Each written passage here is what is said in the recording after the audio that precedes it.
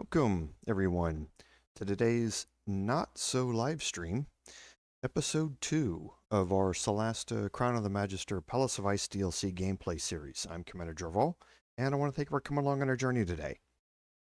So, on admin notes, as you are now aware, we do not have a live stream today. This video is set to publish at the time when the live stream would normally happen, so that you'll get a video during this same time, but we're obviously not live. Hopefully you've seen on social media or on the post tab on the channel that I have another commitment on Sunday today and am not able to be here with all of you live. Um, we were able to do the Saturday Kingdom Come Deliverance live stream, but unfortunately I can't be here today to visit with all of you. So I will be back next week. In the meantime, though, I'm not going to deprive you of an episode, so we're going to go through a 3-hour episode today, and hopefully all of you will get to catch up with it in video form instead of live stream form. But I will be back next week, and I will hope to see all of you then. So on our recap, at the end of last week's episode, we had imported our characters. We had made our way to Kalpapunki. We had talked with Vigdis, and she had tasked us with recovering an amulet here that's in the necropolis. And that necropolis is going to require us to split our party up. And that's where we're going to jump in here. So let's go ahead and pop back in, and we'll take a look at where we are and what we're going to have to deal with.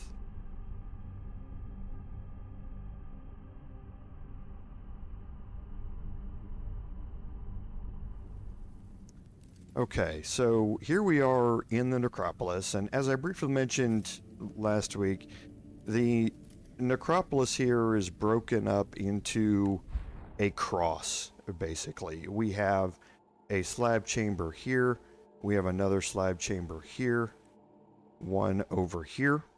The exit that we're trying to open up is up here, and we do have another area up here that we definitely want to go look at as soon as we can. Now, there is something unique about this area here, and to start with, we're going to just take Sharon here, and we're going to move around and unlock, basically, all of this area. It's easiest if you can do this with a character who has fly or something along those lines. And since Sharon obviously does, that's going to make traversing all of this a lot easier. Because what we need to do is open up all of the passageways that allow a normal character to be able to jump and maneuver themselves around here. You'd be able to jump here, but you wouldn't be able to climb up here, and you can't jump over to here. So moving this here allows you to move here and jump up here to get back.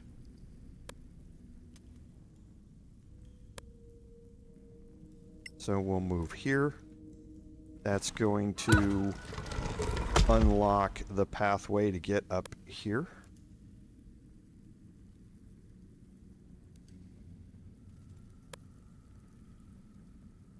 We will make our way back down.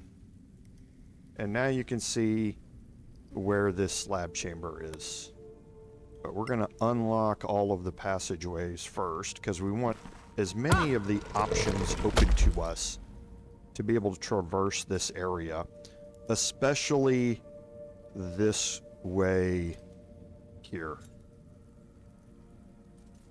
While we're here, we'll move up here and we'll loot a few chests and crates that we have around. So, some tiger fang poison, very useful. Other than that, nothing really important. So you'd be able to come down here, but again, not jump across this without making an athletics check. This now lets you jump across here without making that athletics check. So this is going to open up the entire southern side of this map. Now, we have a way to get in here, and we have a door, but this door is locked. And we can bypass it by crawling through there, but we want to unlock all of these doors. So here is the east side. And again, we have a way in here by pushing this out of the way, but we have a locked door. And again, we're going to unlock that.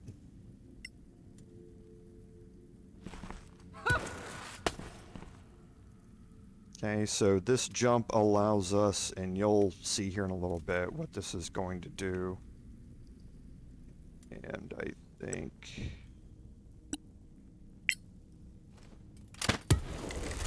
Okay. Now you can see what that allows you to do. It allows you to jump from here down to here, move here, jump across here, climb up here, and get into this area again. So now let's go explore over toward the north side.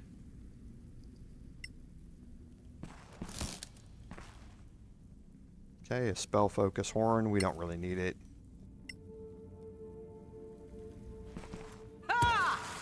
So that allows you to climb or to jump from here over to here to get here.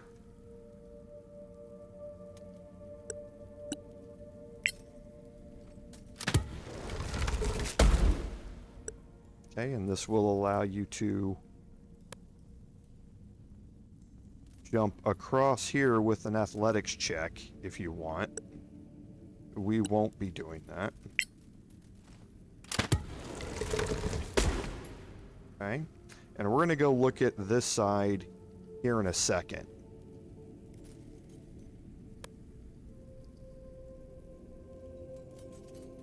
So let's go move this. Which is again going to allow you now to jump here, to jump here, to jump here, to jump up here to the top. We can fly. Activate this one.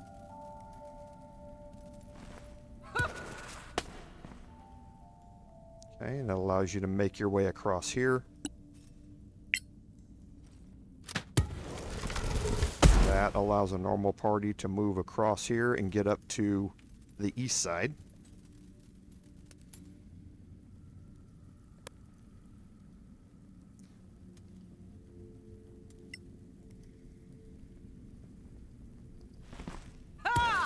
That allows you to move here, then to jump up here, and to jump across to this side.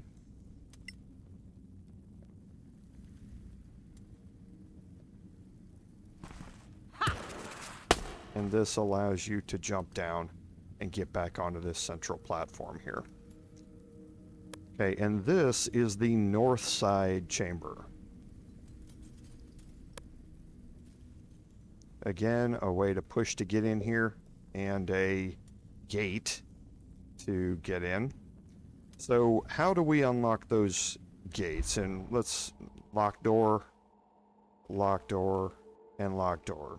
So how do we lock those or unlock those? Well, you can obviously have M, who can pick those locks, move over there. We're not going to do that though. So now we'll move back over to this side and explore this little passage off to the north.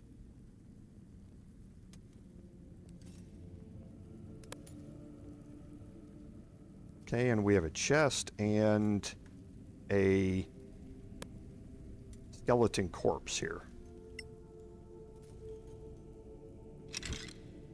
Okay, so on the skeleton corpse, we're going to find some items, silver brooch that we can sell, some crafting items, bullet teeth, obviously. We all are familiar with a bullet from BG3. Some scale mail, some other ingredients. Take all of that. Now we'll get into the chest. And we have a skeleton key. And that's what you need to be able to access all of these chambers. So now let's just fly around. And we will unlock all of the chambers.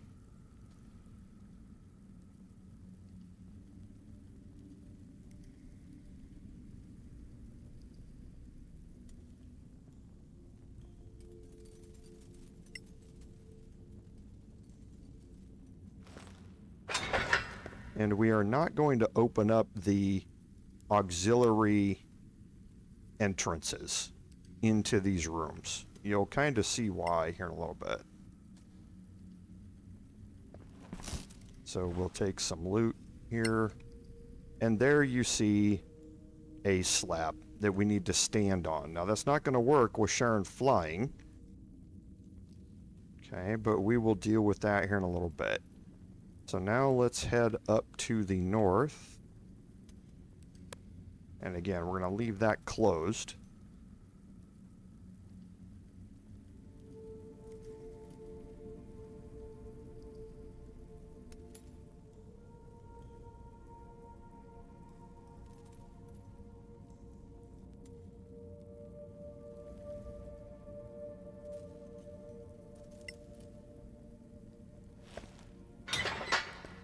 And we'll loot the chest. And again, some crafting recipes. So, craft the Tiger Fang potion, jewel chalice that we can sell, scroll of magic weapon, and ensnaring striker. Meh. Let's read that crafting manual though. Tiger Fang is a pretty impressive potion. Poison to craft, so we definitely want to get it.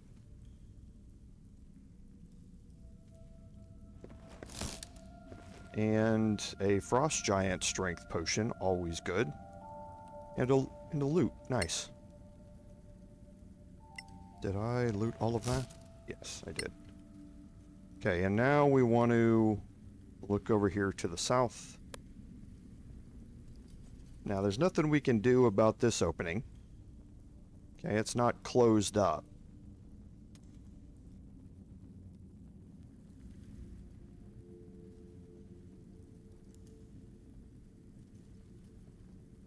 But we're not going to be over here very long.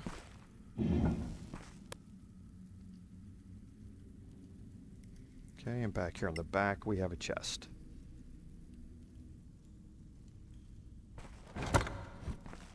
And we have some magnificent scale armor. Nice. And you saw that I flew right over the top of that and didn't activate it? Flying will not work here. You need to be on the ground for these to activate. So now we're going to move Sharon back here, and we're going to talk about breaking our party up. Okay? So the north side here is going to get the heaviest attacks. Okay, they're not going to get the only attacks, but they're going to get the heaviest attacks. Okay, so I want to have somebody back here who's able to handle all of that. And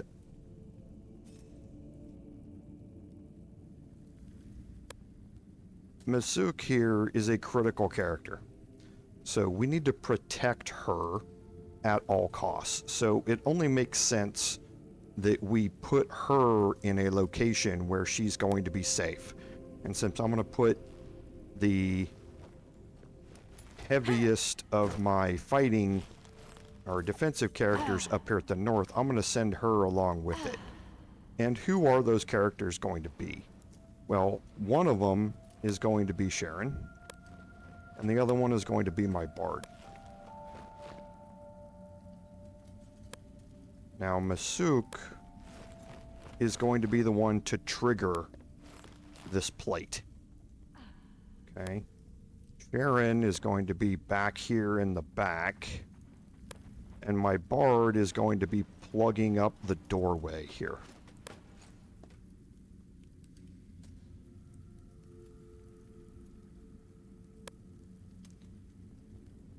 Now, eventually, we would like to get everybody back here to this spot.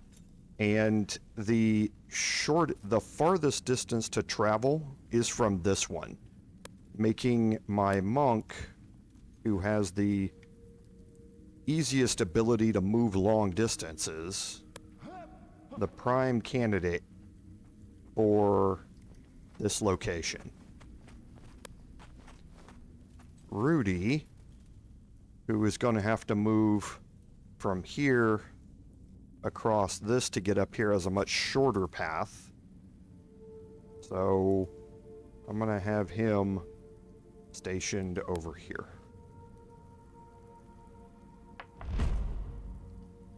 I'm not worried about that. He failed an athletics check. Not too worried about it, though.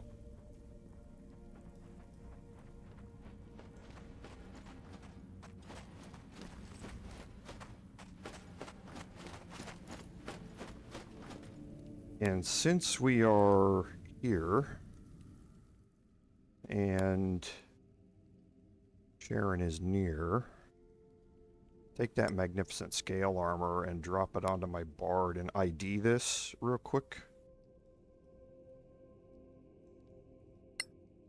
Because I think I know what it is. Okay. So right now we're wearing half plate +2, which sets my armor class to 17 plus our dex bonus. Scale mail +2 sets it to 16 plus our dex bonus. So we're still better with the half plate +2. Sharon's light armor. So yeah, I think we're still okay with the setup that we have. Let's take one last look through our attunements and everything here. So we're good there. What are you using? Flash bolts.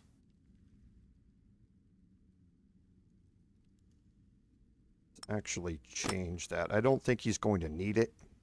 But let's look at the ammunition. So that's 2d4. Oh, yeah, can't give those. He's way far away.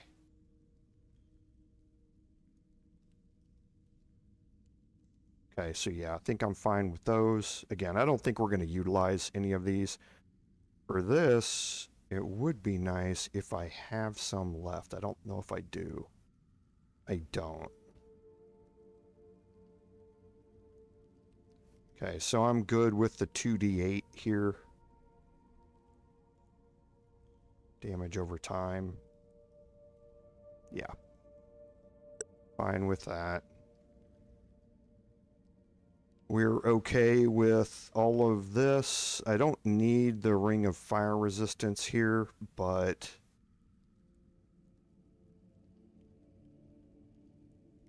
I'll keep it. Being able to move along walls is going to be very useful for traversing all that distance. And then for Sharon, we have 4 things here that are done. Okay, so she has resistance to fire damage already. So I think what I want to do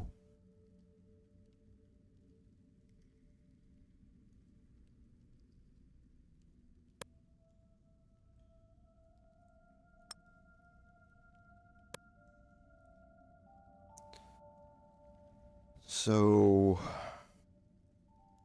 we're definitely going to keep the Ring of the Lord Inquisitor, so we'll swap this out. Let's take a short rest. Oh, we can't down here. I forgot. Because not everybody's together. So I can't take a short rest. I don't think it's going to be that big a deal. So we'll leave that back. She has high dex, so I think we'll be alright here. Okay, so we're going to step on to this first one with Masuk.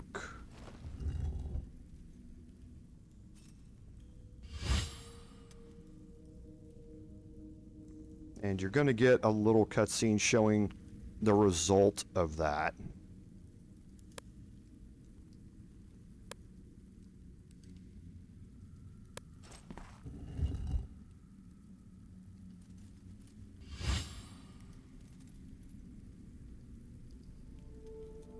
Okay, and now I'm going to have everybody go into cautious mode. And before I do this, I'm going to drop a save.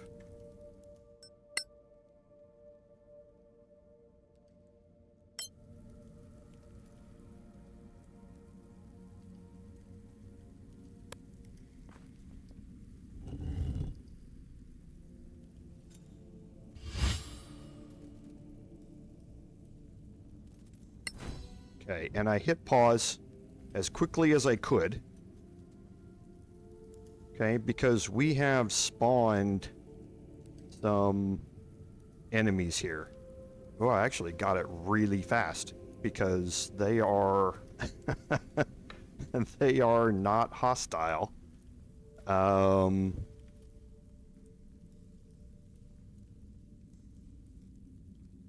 Which is interesting.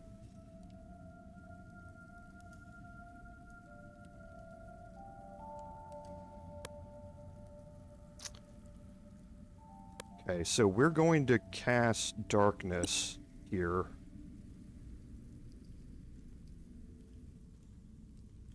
Not with her. We're going to cast darkness with my bard. And we want to make sure we get everybody down here, because they're going to have to move away from this warrior.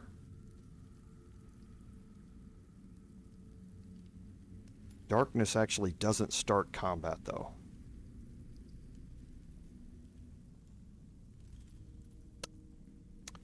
And I need to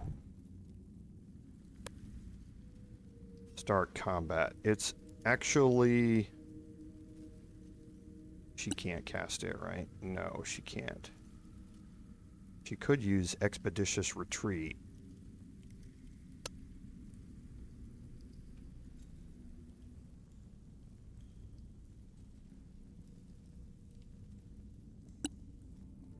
Yeah, I can't even do that because I got in there too quick. So let's just see what happens here.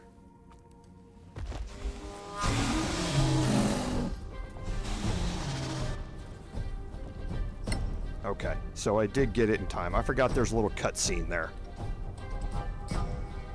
So I got it in time. They're now hostile. So let's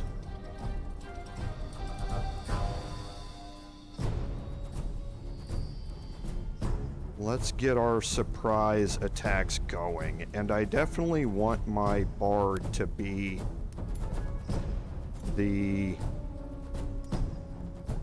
one of the early ones to go here. Well, she's inside the doorway, so she's pretty good, actually.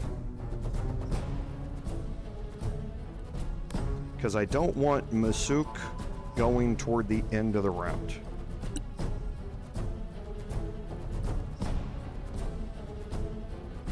Why can't I shoot either one of them from there?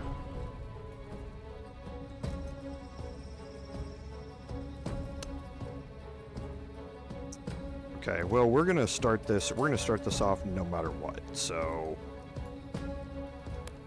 let's get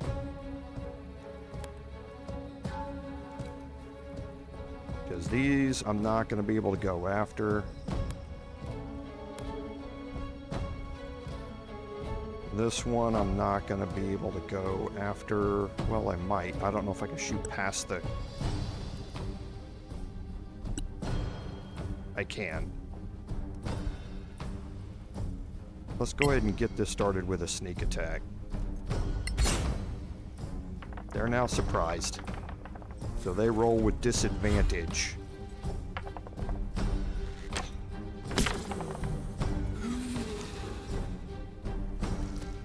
Okay, so that one's dead. Let's start moving.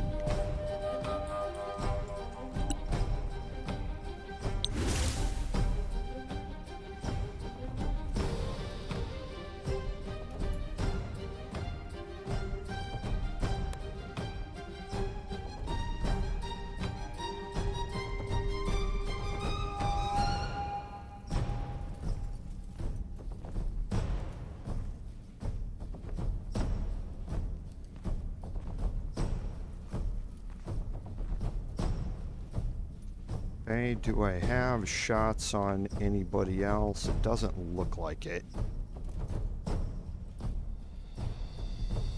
So we'll end the turn there. And now Sharon's going to go. And we have an acolyte here. A warrior.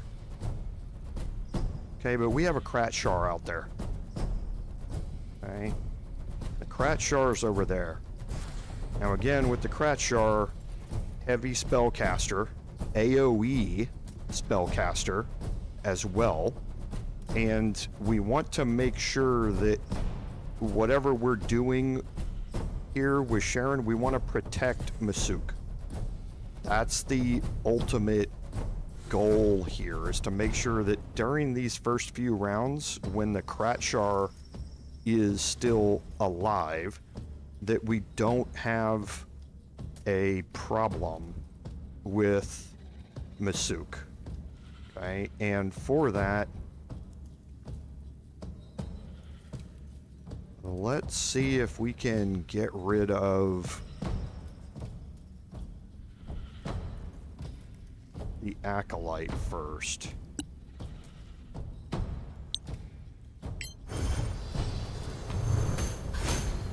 $32 hit points. We can probably get a kill here.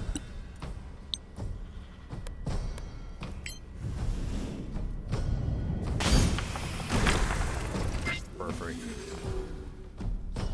Okay, now I'm going to take Sharon and move her as far forward as I can inside this room.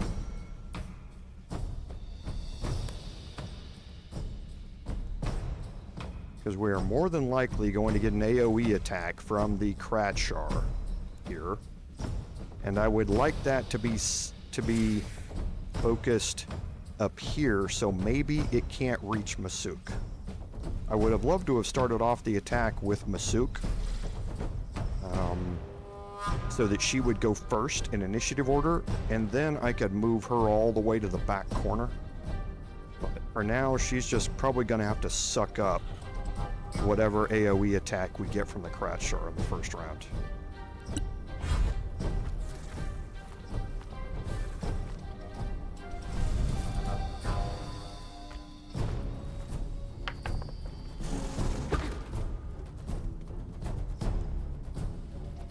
Okay, so here we go. Let's see what we get.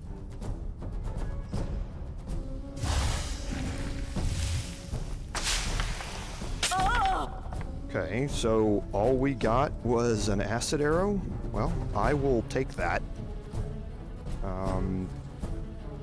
I'll take that all day, every day. So now we're going to have a couple of saboteurs here, but let's get our angelic flight out.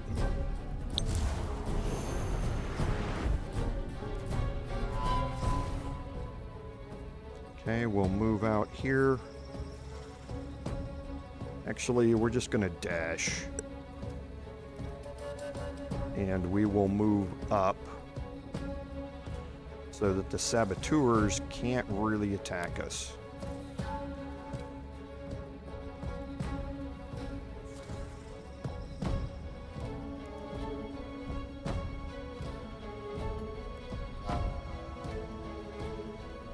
I'm not worried about getting attacks off on them yet.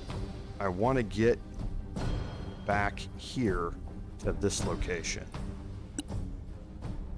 Okay, now good. My bard is here, so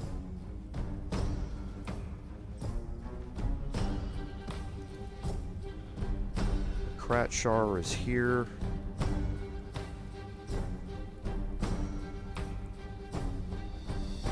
I'm going to take an attack of opportunity here.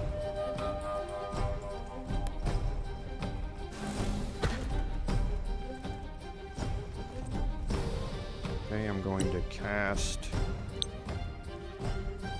Malediction. Arcana and Joe Minure.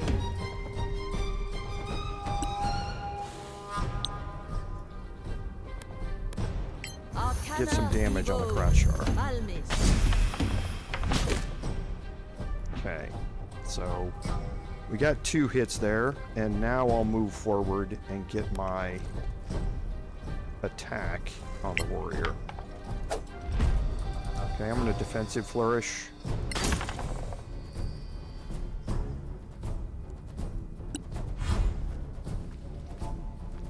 And they have not detected Rudi yet. So that's why they are moving directly away from me.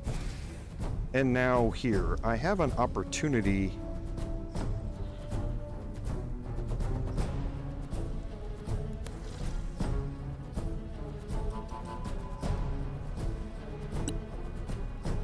to get some damage in here. Ray of Enfeeblement would be really nice.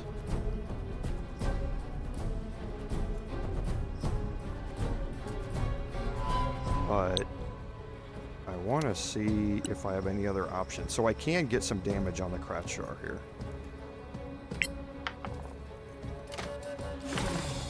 Good deal.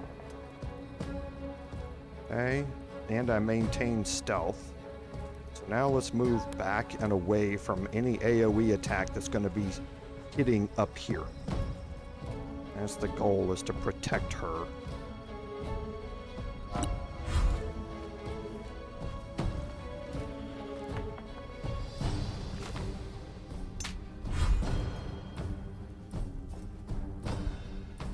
Okay. So M. Again, we're going to be Step of the Wind.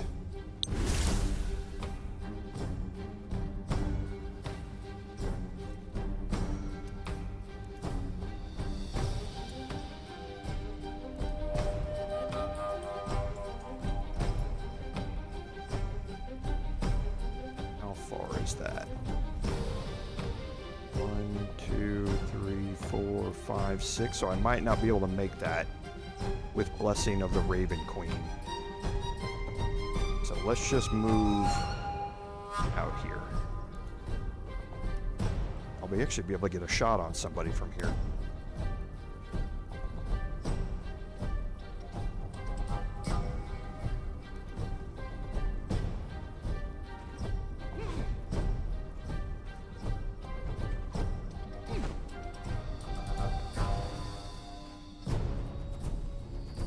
Who can I see?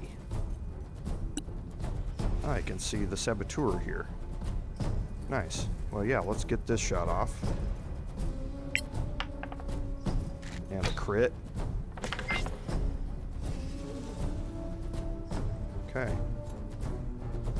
So I will take that. And can't move anywhere else, and we can't see any other targets from there. The Kratshar is probably too far. Yeah, it's too far. Yep. So we will end our turn. Okay, now Sharon is going to... She can't see past this wall. She needs to move down.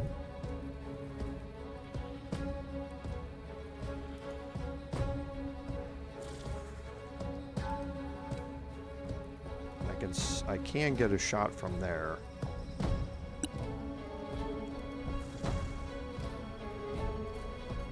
Yeah, see, she can't target him. So let's move down. We'll just drop all the way down. Shouldn't be a problem moving back up. What went wrong there?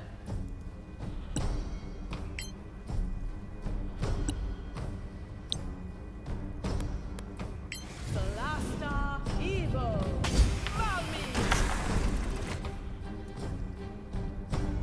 Okay. I wanted to move her back up. That was dumb. But nobody's going to come in here. Here comes the AoE attack, probably. Okay, so hostile spell casting. I'm going to counter this.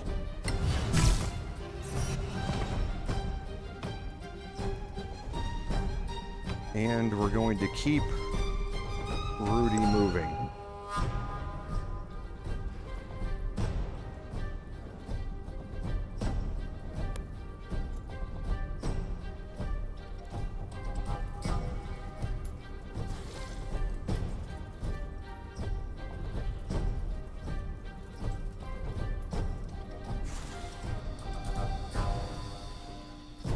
gonna have disadvantage on an attack here.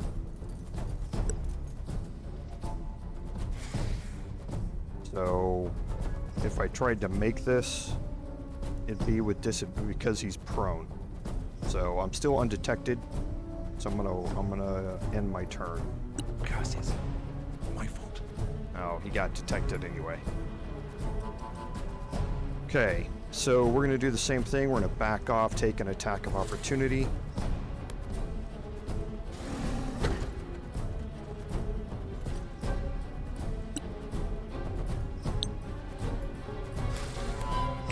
Get some more damage on the Kratchar. Nice move. Move back in. And get damage on the warrior. Might be able to get a kill here. All defensive flourish. I don't need to smite. Oh, okay. Yeah, I will. I'll take the free one. Perfect. And now what would be even better is if I move out here and I separate the AoE attack even more.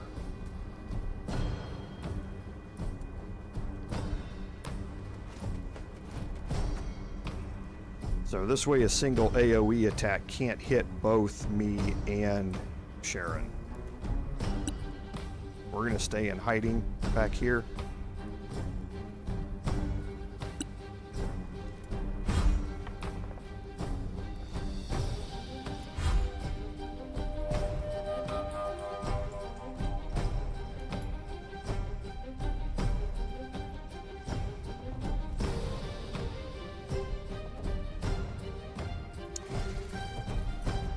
So let's step of the wind.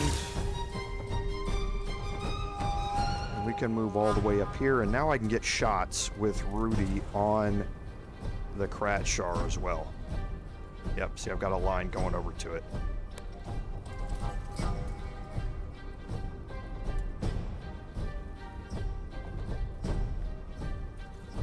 Monks OP.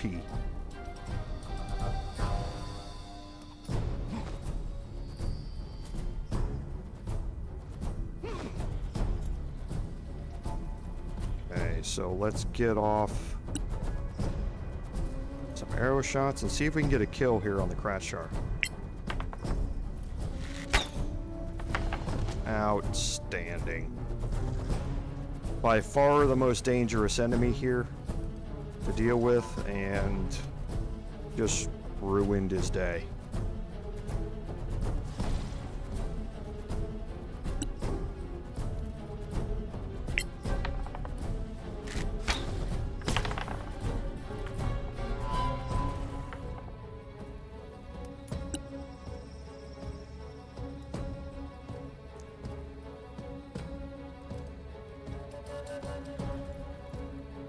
Where is the last one at?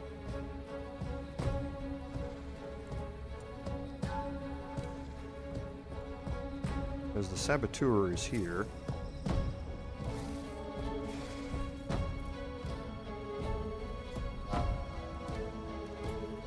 The Warrior's dead. Oh, the Harasser's invisible. That's right. So we're going to move out here and we're going to go up. Because the Harasser is moving, just invisible, so I don't know where he is. I don't want him to be able to get shots on Sharon. So we're going to ready up an Elder's Blast cantrip. So if he does pop his head, or when he does pop his head up, if it's over here, Sharon will go to shot. There it is. Solasta evil.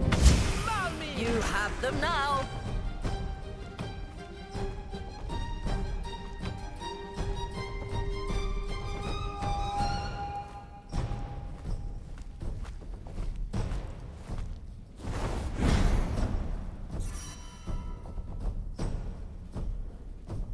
Okay, so it was a mistake getting this close to me.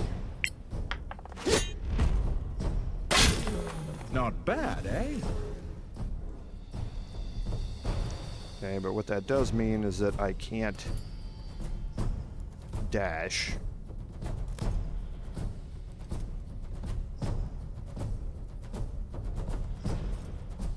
Action surge does not get me movement speed back. Just gets me actions.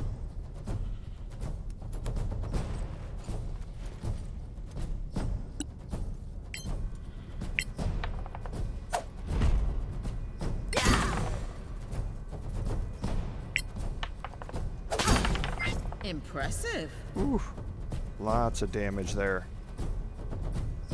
Like that. Again. It doesn't really matter, but I could get a ranged attack here, but no reason to not be safe. He's dead this turn, so...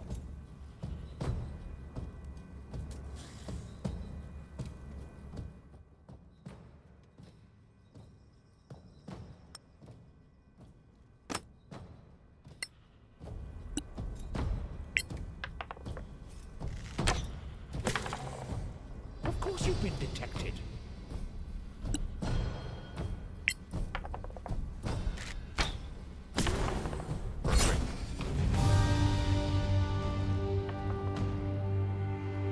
You have your answer. So that's what they look like. How did they find a way in? That's what they do. That and shape-shifting into anyone. Actually, it looks like they've developed new tactics. They're even deadlier than before. An attack like this? Up in town? It would be a slaughter. It's not their way. They infiltrate, corrupt, and replace key people. I hope we got them all. Anyway, let's finish this. The vault is just here. Is it full of gold? Most valuables are back in the keep. The vault was used during war times only. Of course, I'd appreciate it if you didn't loot what's left in it. Killjoy. Okay, and that's an important line there. It's going to teleport everybody here, up to this spot. Let's take Sharon, though, and go fly around and pick up the loot real quick.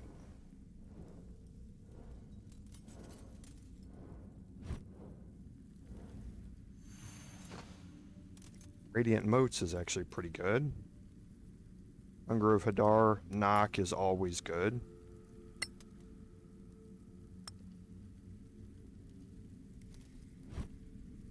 Revivify.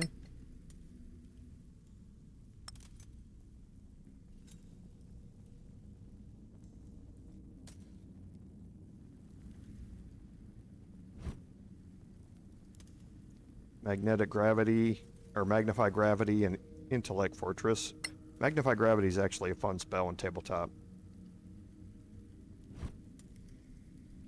Or Vitality is a really good spell in both tabletop and here. And one more over here, right?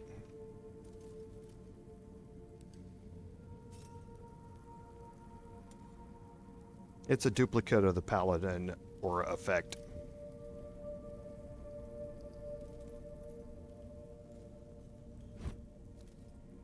Ray of Sickness and Zephyr Strike. Meh.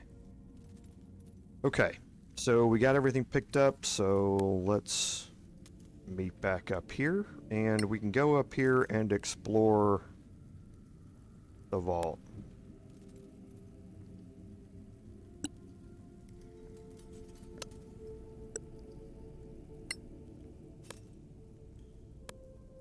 Okay.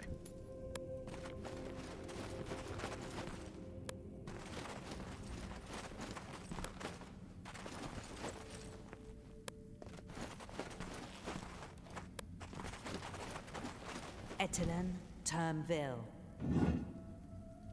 Okay, and now she mentioned something about not looting the stuff in here. We need to interact with this here, but there are 2 chests. So here's what I recommend doing. Dropping a save.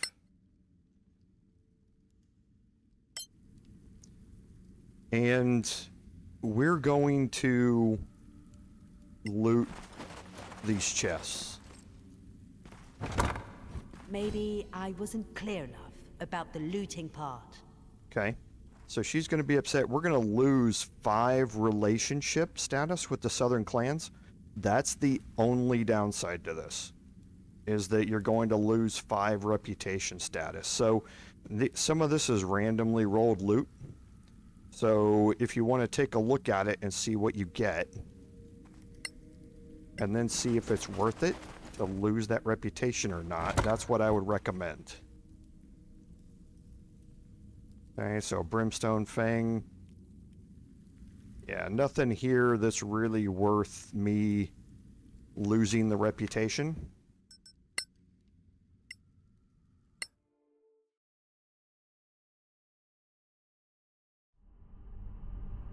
So I'll just reload it. But yeah, if you get a rare ingredient or you get a really good crafting manual that you don't have, then you can possibly think about it. So for me, now we just need to interact with the pedestal here.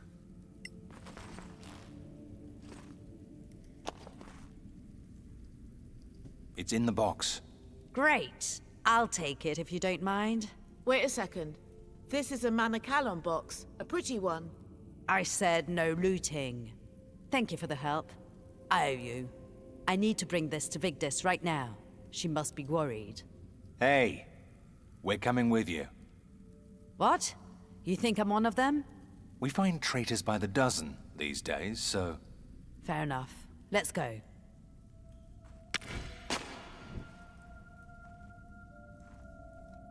Okay, so we picked up the box, and now we need to exit the Acropolis. There's nothing special. Oh, forgot the library. There's also a lootable section over here for any books and that sort of stuff.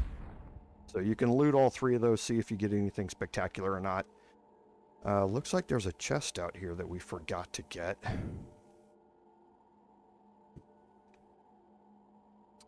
So let's send...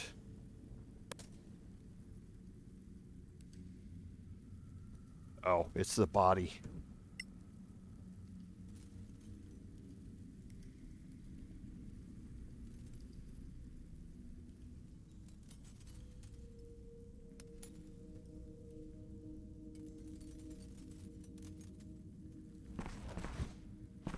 So this one you definitely want to get. You're going to get your first giant 8 pelt. It doesn't look like anything else. So now we can fast travel back to the exit.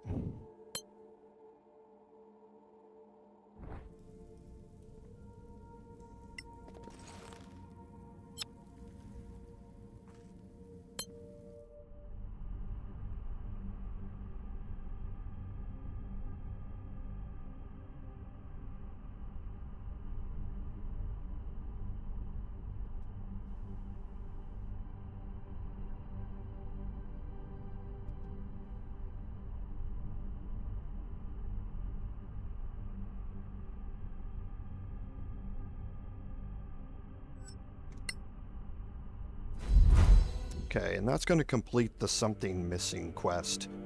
And it's going to start Thieves Among Us. Now, we need to report back to Vigdis here.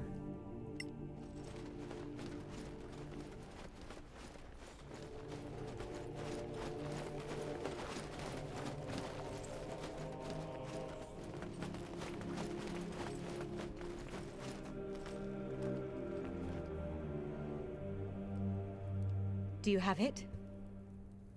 Here it is. Oh, thank Einar. You're saving me. Keep it close, my lady. What's wrong?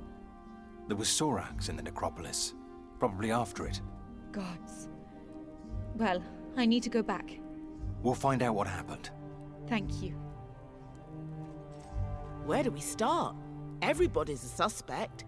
I have, let's call it a hunch. Thadeos. The grumpy butler? Really? Something was off during the ceremony's preparations. I looked for him. He wasn't around. That's unlike him. That is pretty thin. Let's ask around. Someone may have seen him. I'll come with you. I know who to interrogate. All right. Okay, so we have 5 people here that we can talk to. You only need to talk to 3 of them. Okay, so you will only get the opportunity to talk to 3 of them as well. So what we want to do, if you want to experience, it doesn't matter which of the 5 you talk to.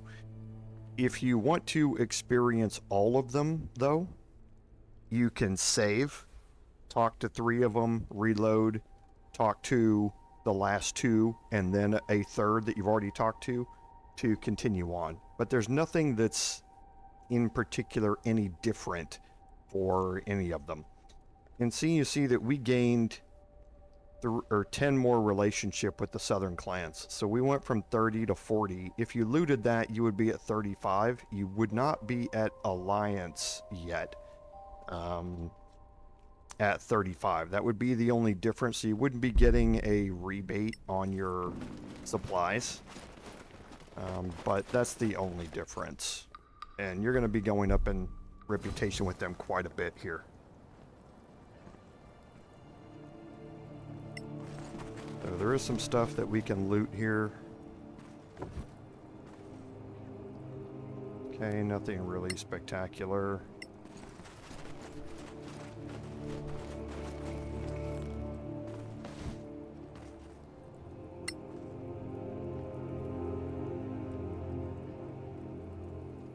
And everything else we've looted here, so we can head out the door. And now again, it doesn't matter who we talk to here.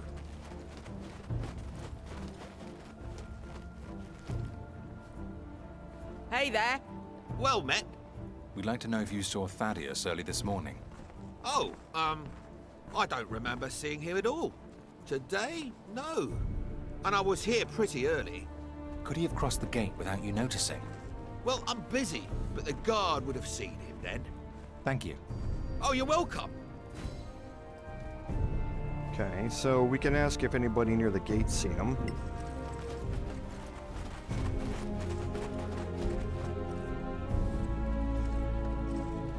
Hey there. Hello. Our guests here have a few questions for you. What can these dwarves do for you? We'd like to know if you saw Thadeos early this morning. Nope, haven't. Is it possible that he left town? Not a chance. I would have seen him. All right. Thank you. Stay in the light. Okay, so he hasn't left town. So now out of the 3, we can talk with... And I need to see who we have here. So, Maja Stronghide is the caretaker, I think.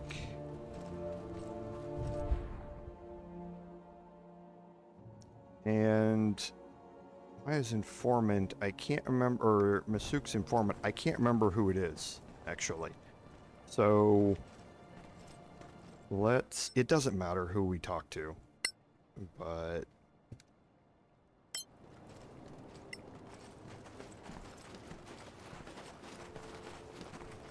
I don't know who's the Sentinel and who's Masuk's informant.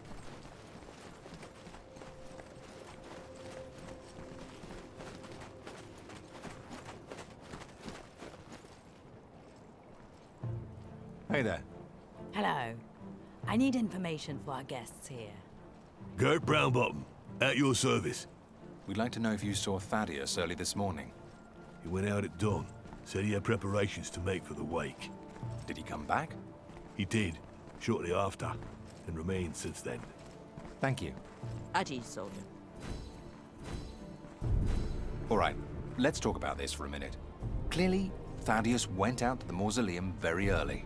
Preparations for the ceremony, nothing strange about that. But he came back to the keep right away. And I told you I looked for him. He wasn't around. Also, we're pretty sure he never left town. So he was inside, but... There's another place you can go from the keep. The mines. Why don't we take a look then? Okay, so that was Masuk's informant.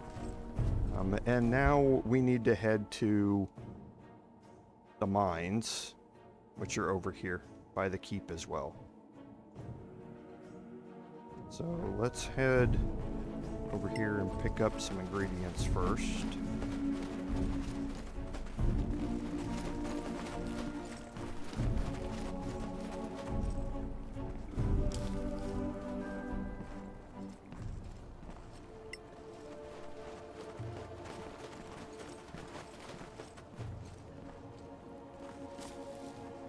Okay, and here are the mines.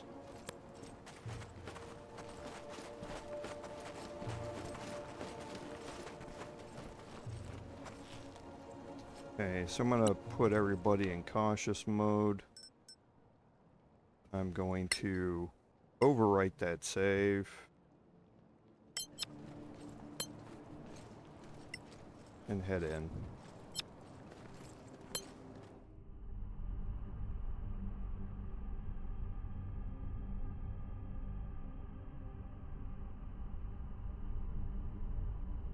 And I'm gonna try and get a stop off here. I don't know if I'll be able to, because there's gonna be a cutscene.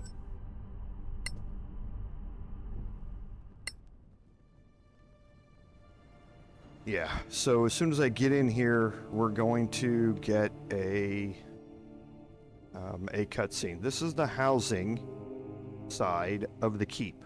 We've already been over here, but there's this door here which leads in between the mines and the housing area.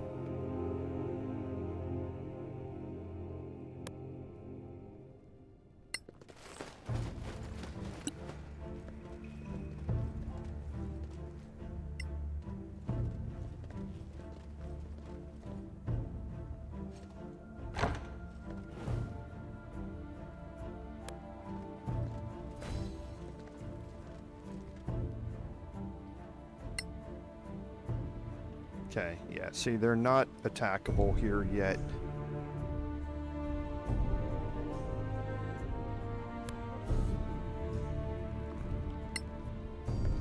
I think we're gonna get a cutscene. Yep. Call for help! What's going on here? More Sorrax! Looks like this was the right place to go. Nope, couldn't get it off. So, oh jeez. The worst initiative rolls in the history of initiative rolls. So, you don't have to save the miners or anything like that. You can use them as all the meat shields in the world, and you're gonna need to because they're way out front. And they are going to get tagged by everybody. I didn't expect to roll this badly, though. But it is what it is. I don't think I have anything that's going to help this out. Because that's a cone AoE. Yeah. Well, I could throw a cloud of daggers out here. I don't know as if it's gonna matter though. Because cloud of daggers is such a small area of effect. So I think I'm just going to move myself out here and get what damage I can on the acolytes. Can I move here and still see him? I can't. Can move here. I don't think that's going to knock him off, though.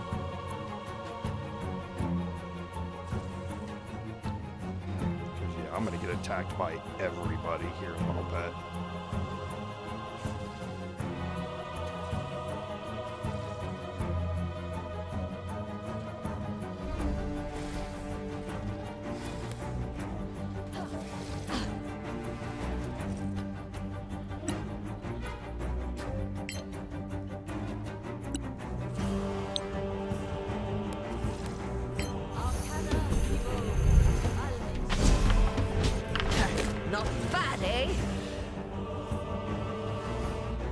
There's nothing else that I can do from here. Well, I guess I could change.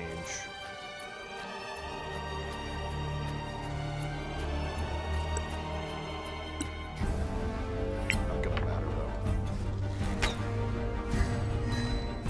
Yeah. Come on, you can do better. Fully expected that. So we'll just see how many miners die.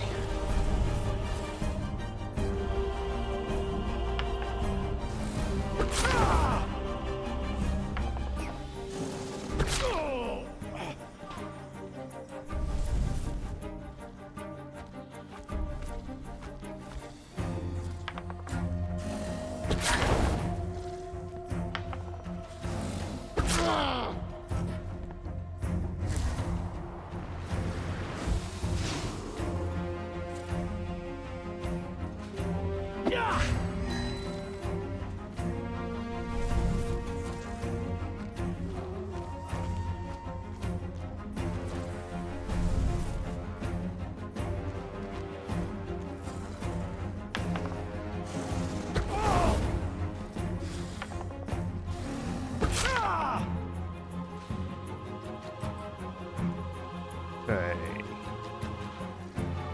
So again, there is literally almost nothing I can do here.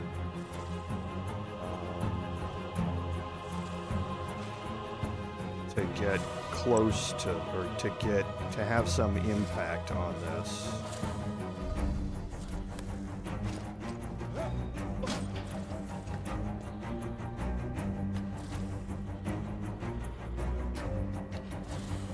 Try and break his concentration.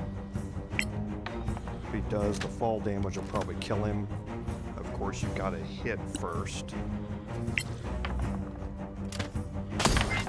A fine stroke. Okay.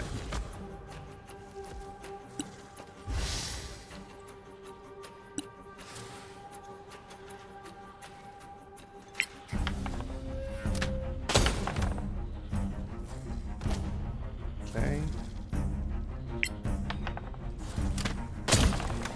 Well done. Drop them both out.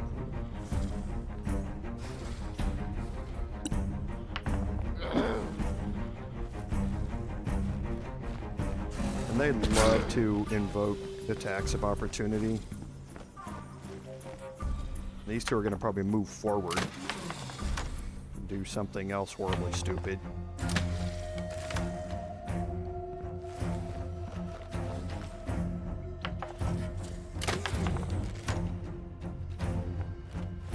That attack of opportunity was already spent.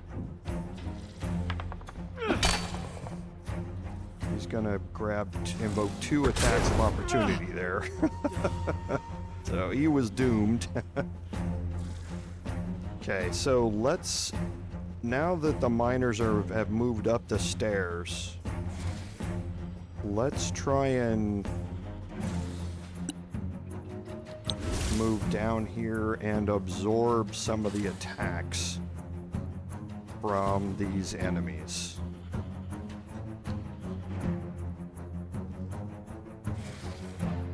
I think we're better off moving over here.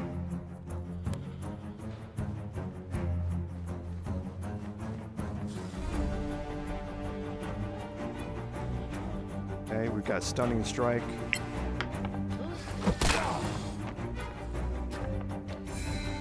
Passed it, of course he did.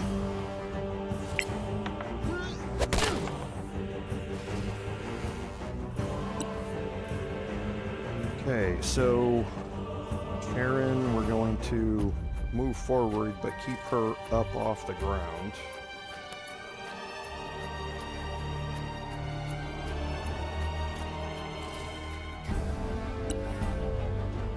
Let's get the other acolyte here.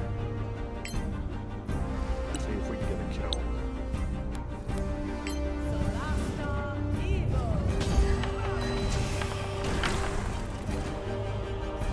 Okay, so it looks like I missed one because he can't shield.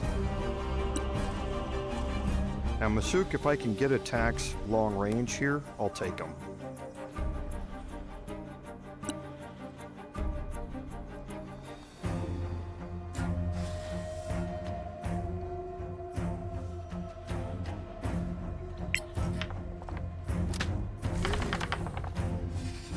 Outstanding.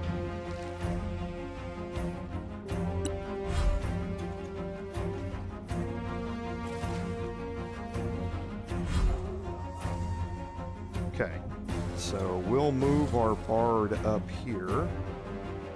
Again, see if I can start soaking up some of the attacks here.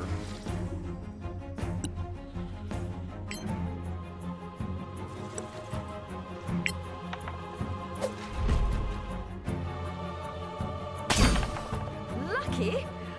Perhaps. Nice.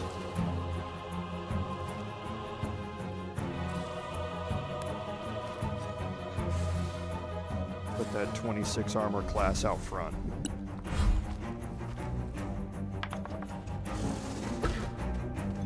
"24 ain't good enough."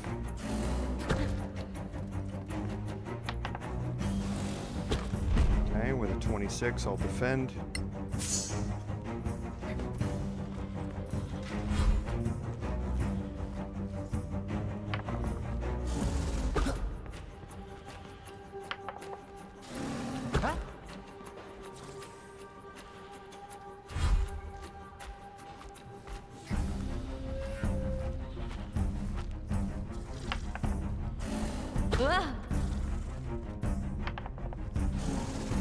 Was poor planning. If he would have moved here, he would have had advantage on the attack because I'd have been flanked.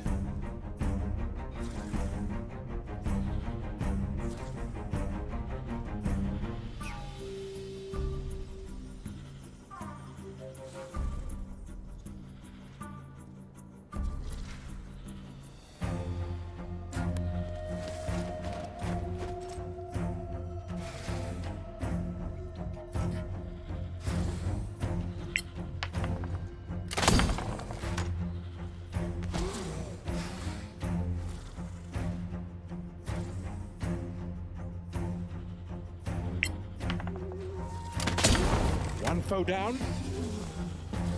Okay. Put the shield on just in case. And now they're just going to turn into very low power, long range, or ranged attackers.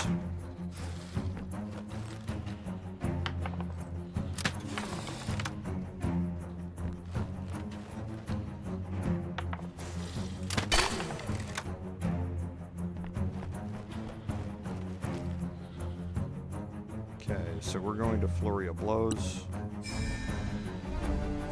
We have Stunning Strike on, so let's try and go after this assassin.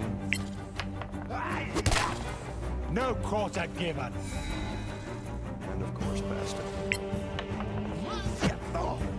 And a miss. There we go.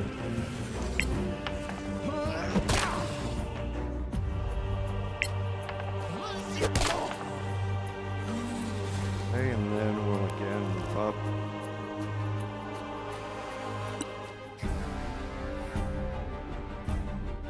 And we'll retarget. We'll go for the harasser. Actually,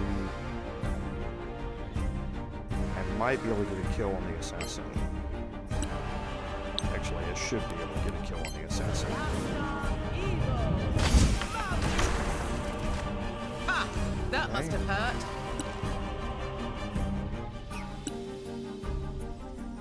Some damage on the harasser.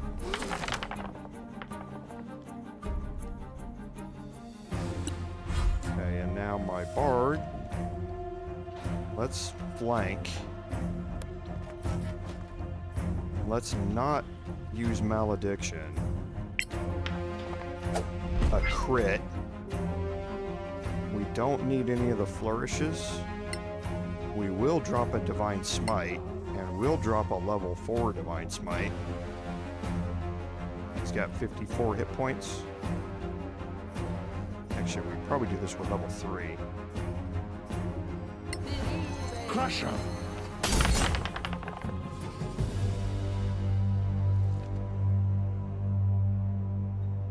Are you all right? Yeah, thanks. I'll survive. Where did they come from? Over there. Down the pit, we found a hidden passage. They came from a tunnel. From a breach in the ice. I saw Thadeos wandering around that area. I thought he might have found a vein. A butler in a mine? And you think he found gold? I know. I just, wanted to know what was there. And you found a bunch of Sorrax? We need to alert Lady Vigdis. She knows. Will you be strong enough to walk? Of course. I'm a dwarf. Then get out of here. It's not safe yet. Okay, now we definitely want to take a short rest here and see we've improved our relationship again to 50. So we're gonna loot this stuff and then we're gonna take a short rest. Okay, so Sharon will take the scrolls.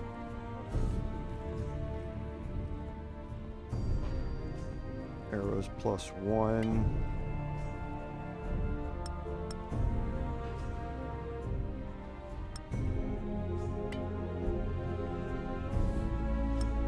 Bolts. And I'll take the rest. And there's one more here and one over here.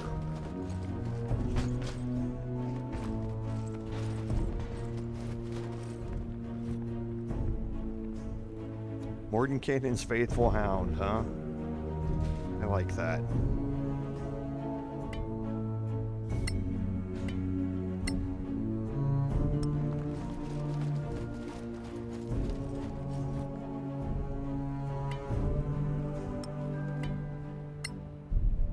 Okay, so as far as looting the rest of this goes, we've got some chests out here.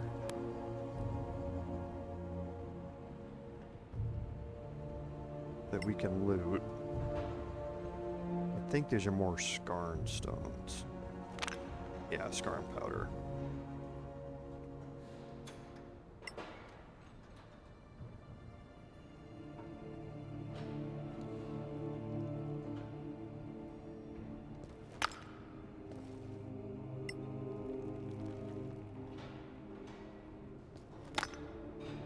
Okay. So let's start. This is the passageway that we're going to. So let's get everybody grouped up over here. I don't care if you're in cautious mode yet. So Sharon is out of level 3. He's out of level 4 as well, which is...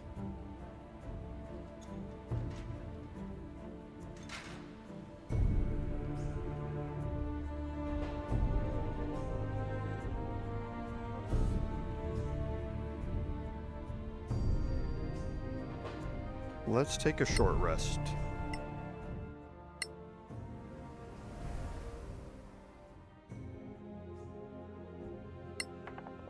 And we want to make sure that everybody's up and ready.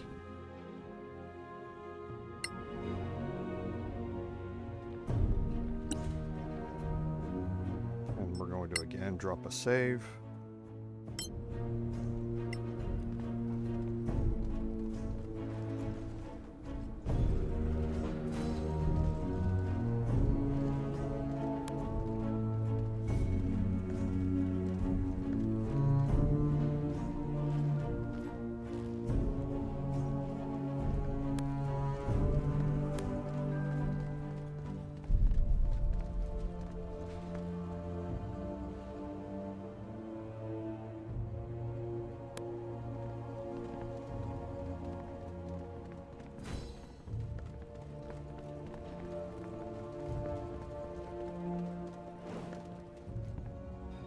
Okay, and we have to explore the secret lair.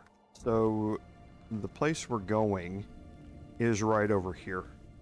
And when we get here, we're going to trigger a cutscene. So I don't think we need to worry about being in cautious mode again.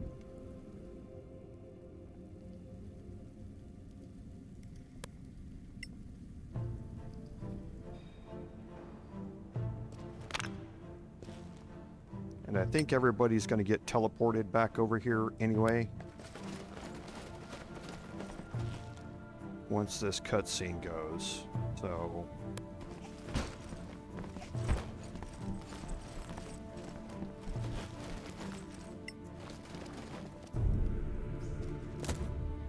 Okay, we've got minor shard of ice and a shard of ice and a river emerald. Nice.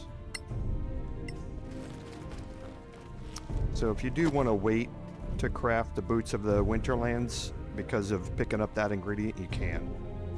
But for me, it's not really that important. I have enough money to buy it.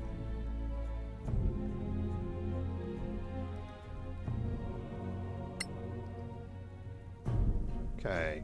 So, I'm going to try, actually.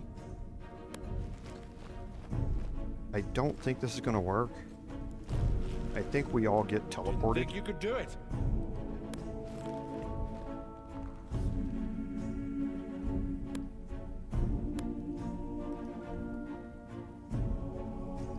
You! Help me! Thaddeus! Get me out of here! Do you think what I think? Now I see why the Sorr complain about you all the time.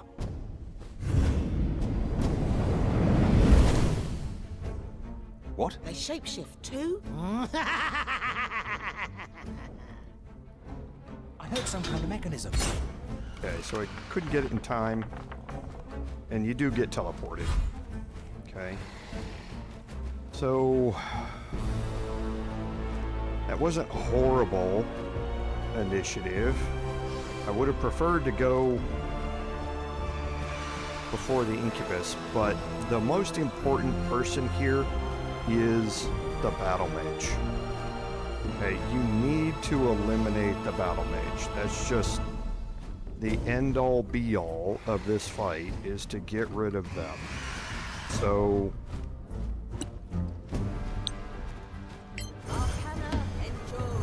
launch as much as we can here.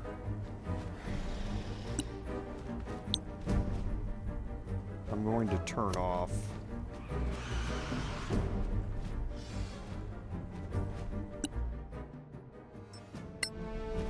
Howling Blast.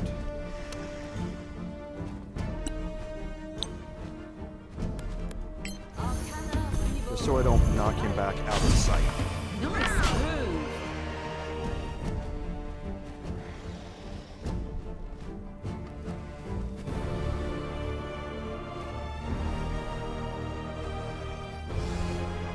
Okay, so I'm not going to be able to hit him from down here, but I can go after one of the Rocklings.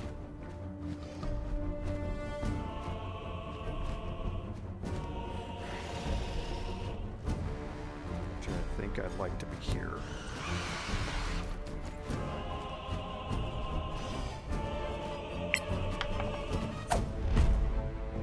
Defensive flourish.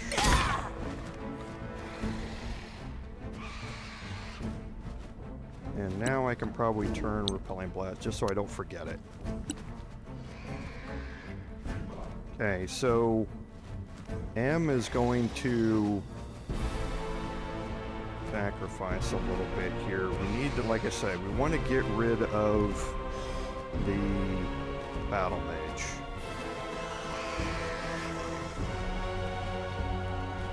Could do it with, because I would like to get rid of the Incubus too.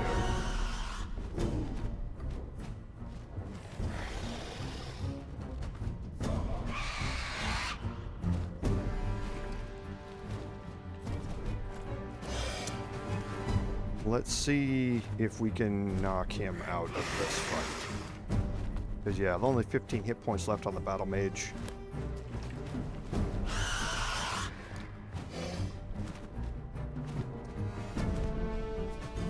So we got Stunning Strike, Flurry of Blows. Let's see if we can get a pushing attack.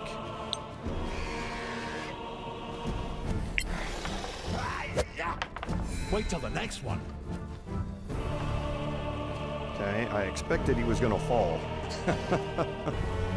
But he didn't. He's flying. I forgot he's got wings like Sharon does, demonic flight. So I shouldn't have pushed him there. Because now I just eliminated all the other attacks. No! You'll die like the rest. Because I can't maneuver anywhere else to get Flurry of Blows attacks. That was a mistake on my part.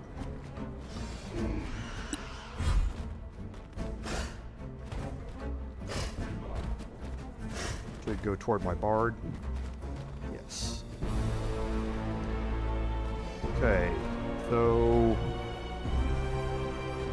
I don't think I'm going to be able to get enough damage on him with the crossbow, but I'll make the attempt.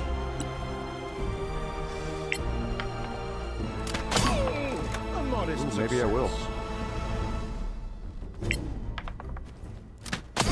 Outstanding. The Incubus has an AoE charm ability, basically, that you don't want to be subjected to.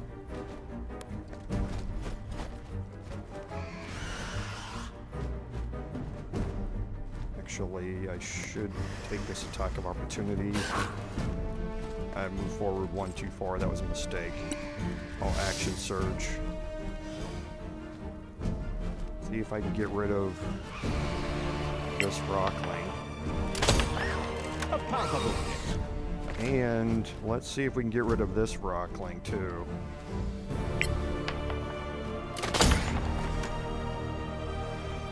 Okay, so, oh, he's flying. It's not gonna matter. He won't fall off the edge. So, Masuk, just want to get her back out of the way. But before we do, let's get a ranged attack out.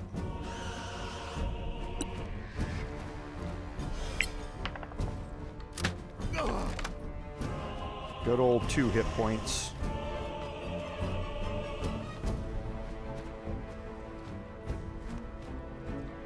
I don't think the Battle Mage is going to survive this, but I don't want to take a chance. So I'll move her as far back as possible.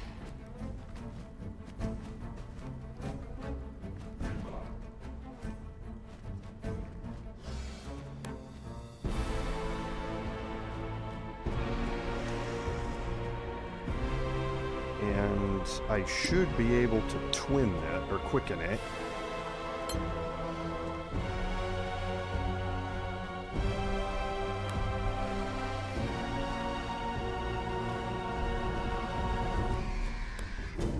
Solasta evil. Now. Okay. Cast it again. I don't want to take a chance. I'm gonna not kill the Battle Mage. Solasta He evil. only needs 1, but I don't want to take a chance that I roll low Got ya. and get a miss. Because he's going to cast Fireball and it's going to hit everybody, including his own lesser Hezro, but...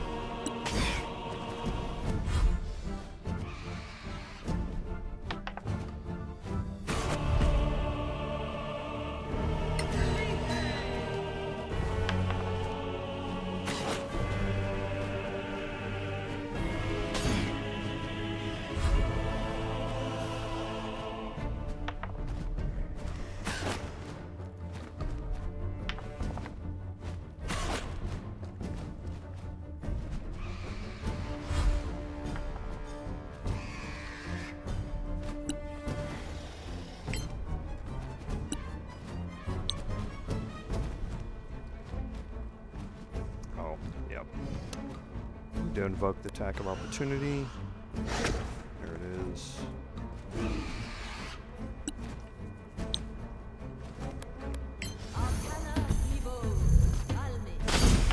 Good. Okay. I'll move back.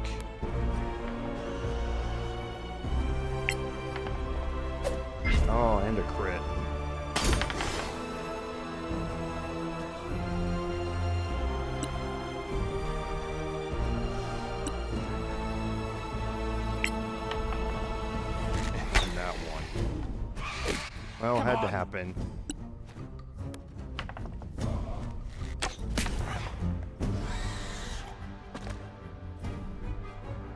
So, he's got a stench aura. And I failed the con save there. So, that's giving me disadvantage on attack rolls for 1 round. Again!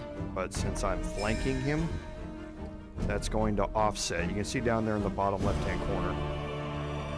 Before I hit him and knocked him off balance, the flanking is offsetting the poison.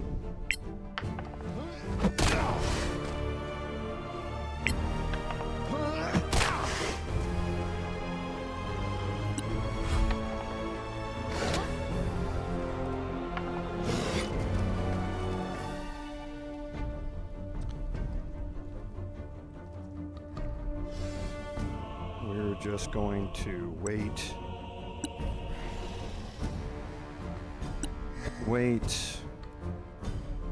Yeah, let's not be stupid about this.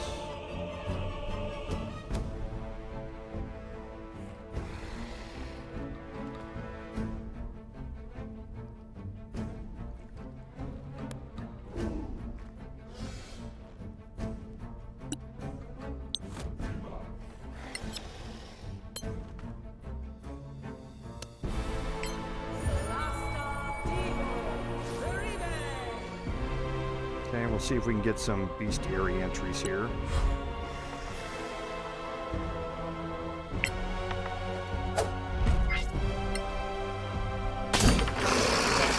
Reaches out for you. Okay, good. Is he dead? I'm afraid so. That spell was too much for him. Thadeos! Vigdis. We're sorry. Was it the Sorrax? A demon. Apparently they can shapeshift in an instant. It's my fault. I should have noticed. Don't blame yourself. So that's it. This was their base of operations. There's no trace of Sorrax or cultists of Arivad. You mean it's not over? We'll search the place for clues, but at this point, we still don't know what their plan was. I think I have an idea. Although I don't much like it. I need to talk to someone. All right, we'll clean up the place and meet you. I'll be in my room. And thank you. Misuk, can you help me carry him? Of course, my lady. Okay, so let's do our looting down here real quick. And you're going to get demonic essence. You want to pick up as much of this stuff as you can. There's a reason for that.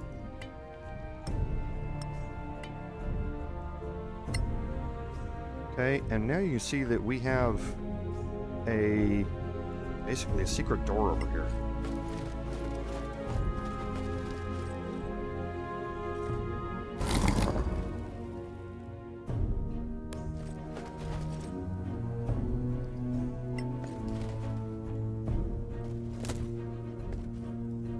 Okay, some black pearl powder, that's nice.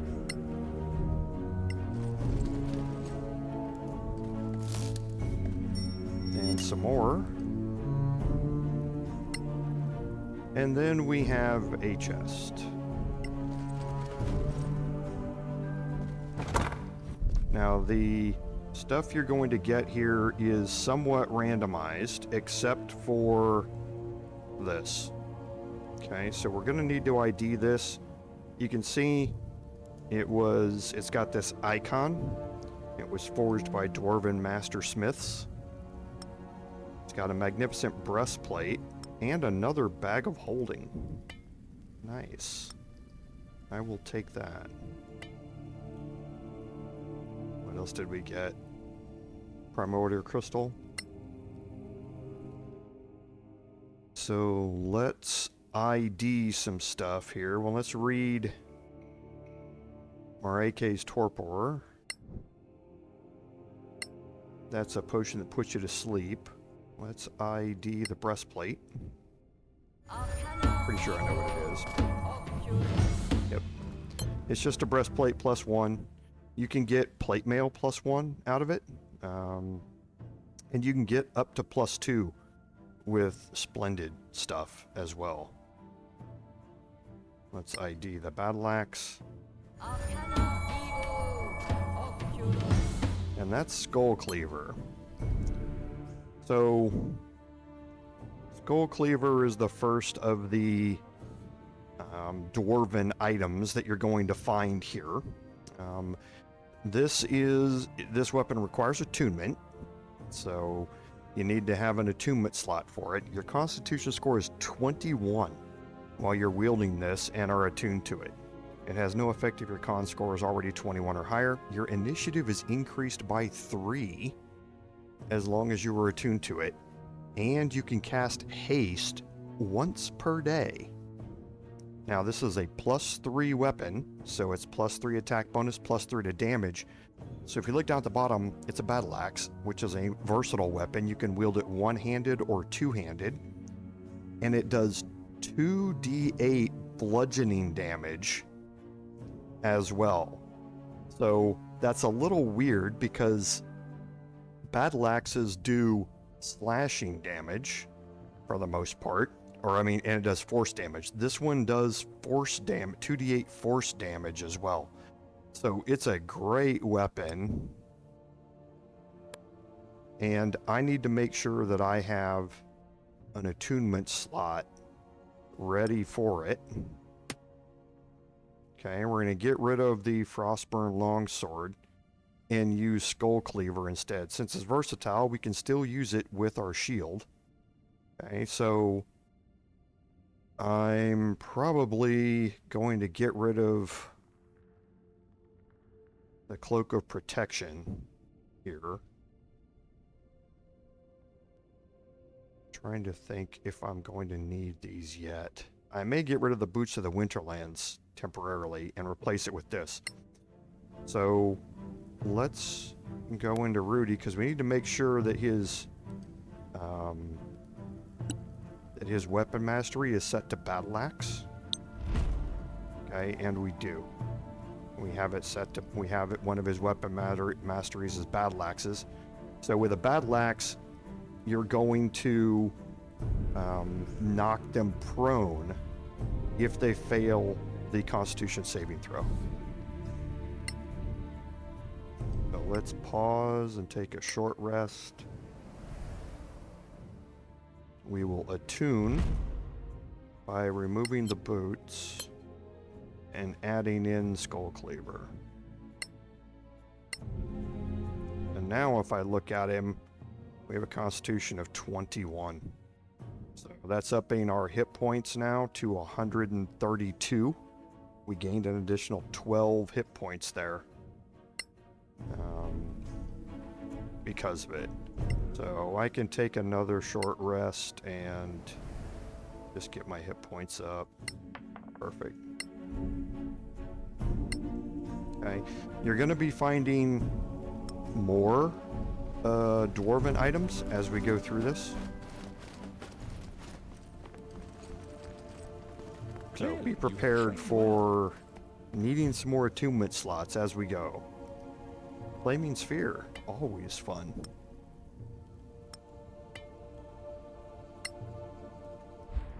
Okay, so we have one more rock over here.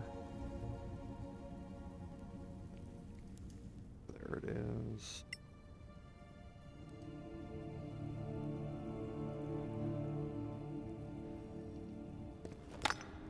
Okay.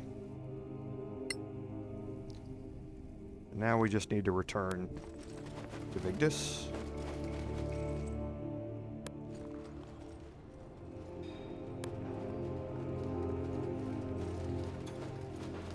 Looks like you did that all your life.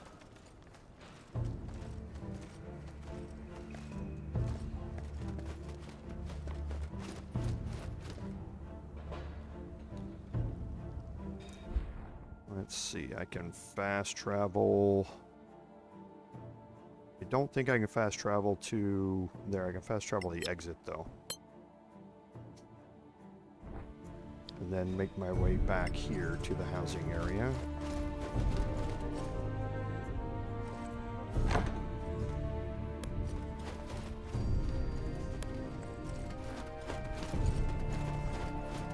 And now that we're here in the housing area, we can do a little more exploration. Because there's Vigdis, but let's try and turn the corner here first.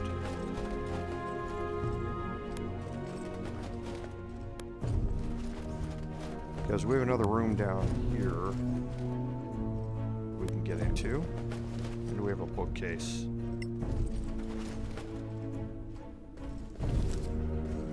Okay, so another crafting recipe.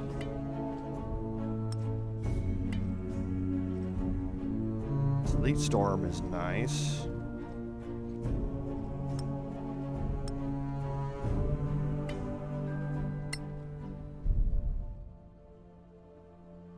Okay, so we have another crafting recipe. And we have the Edelin Vartmerkent, which gives you some history and lore about the dwarven clan here, the Kaikanins, and the various clans that have been in control of the Edelin Vartmerkent for this entire time.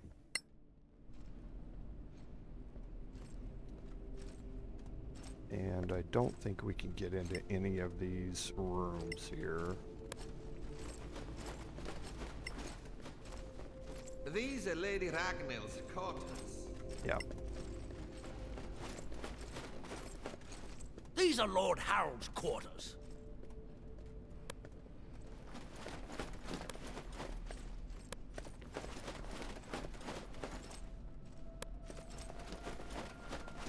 And neither one of these doors lead us anywhere, so let's go talk to Vigdis.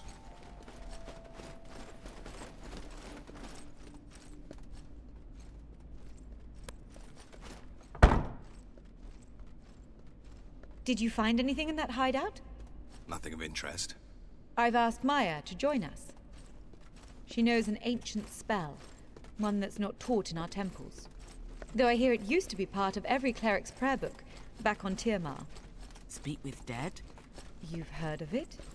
Well, I figured if Thadeos knew something... It's a grim process, but yes, considering the situation, it's worth a try. Maya? I can do it. I just need some time to pray. I usually don't have it prepared. Fine.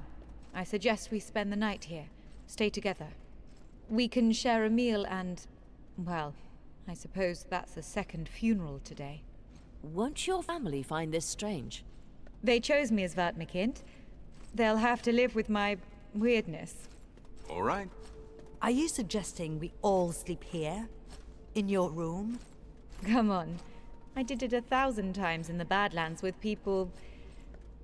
much less respectable than the heroes of the Rift. Fine. I don't want to know. So are you going to take a long rest? Okay, there's nothing that we need to attune, I don't think, but we'll take a look through. Those are all fine.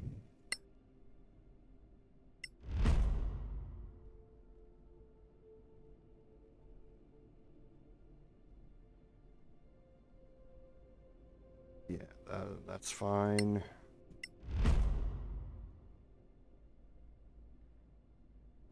And yeah, those are fine as well. Okay, and now you need to interrogate Thadeos. Now we're going to be using Speak with the Dead.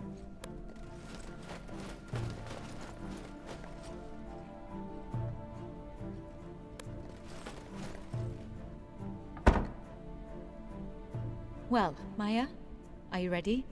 I am, my lady. Let's do this.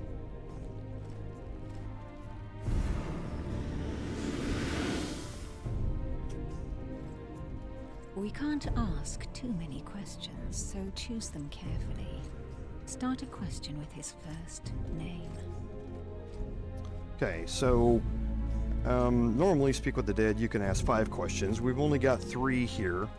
The one that's going to move you into the cutscene basically is who put you in a cell.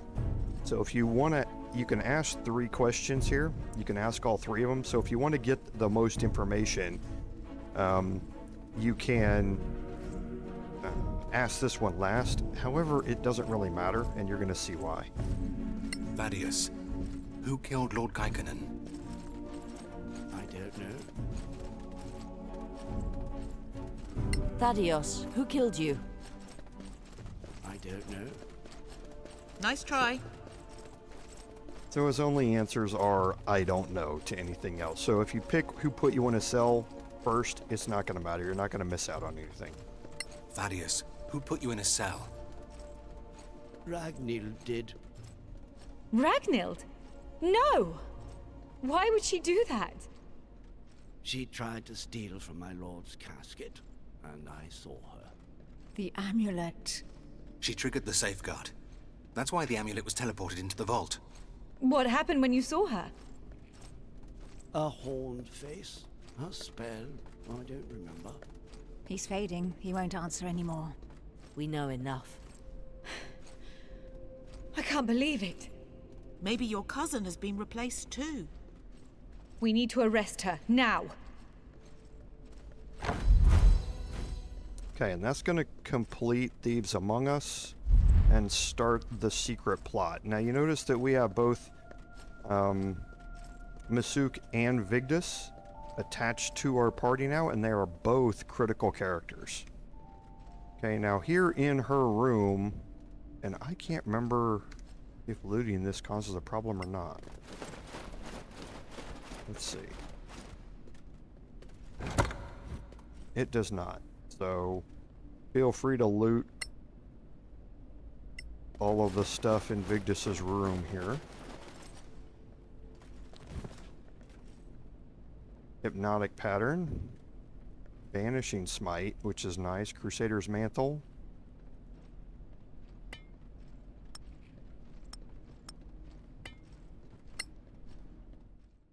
And let's read the Dark Stab, Poisoned Arrow.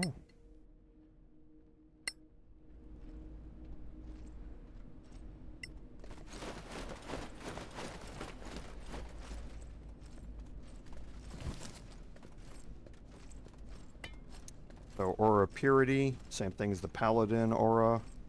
Isbon's Platinum Shield, which is nice. I really love Unfinished Business. They added a bunch of stuff from tabletop into this.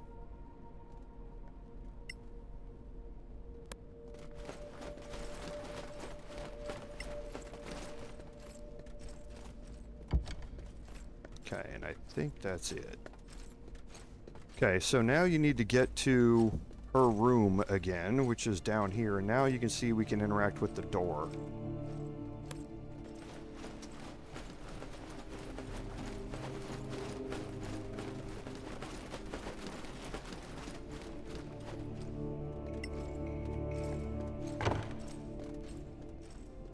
Hey, stop!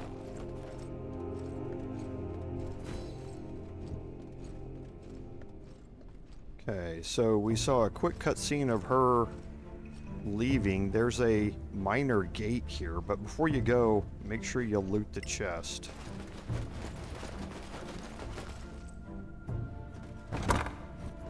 Okay, and you're going to get another dwarven item here. We're going to take a second. You're going to want to make sure that you take a minute here and ID this. You get sudden death.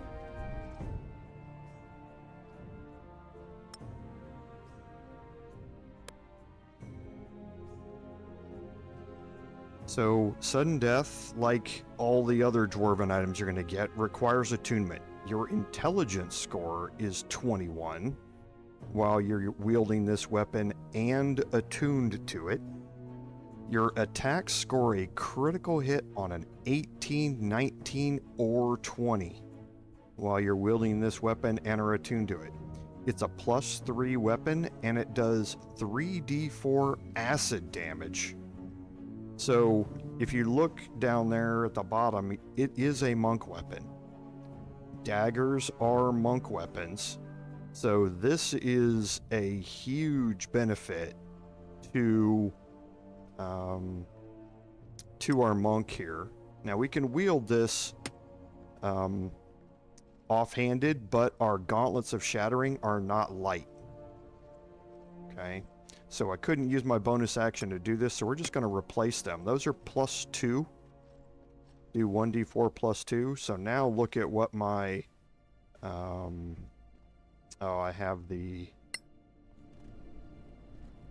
bow out. So I'm doing, with Rudi, I'm doing 1d10 +9 +3d4 acid damage with my 2 main hand attacks. So the attunement bonus here is going to get us a crit on an 18, 19, or 20, which is huge because all of our flurry of blows attacks, that now applies that crit range to all of those as well. So we definitely want to take a short rest and attune him to this, and we're going to remove our ring of fire resistance and attune sudden death. So now if I look at him, you should see that we have a 21 intelligence. That doesn't really help us all that much for this. That's actually a good question. Okay, survival's wisdom. Okay, so let's check to see if it was going to get him a bonus for anything else, but it won't. But it's now getting him that additional crit range, which is huge. Now I don't think I'm going to be able to get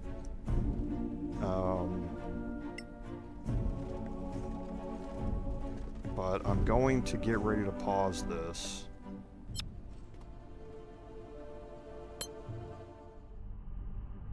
If I can. I don't think it's going to work.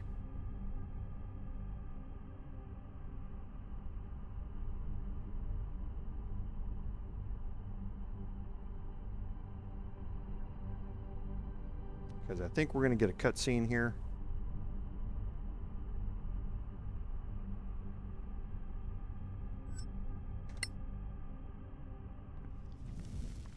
What's going on here? A temple of Aravad. Allies of the Sorrax. This was a mine during the Mana Callan era. They've made it into a temple for their cult. They've been planning this for a while. Ragnhild. She's one of them. Devoted to Sorr Tarr. Take her.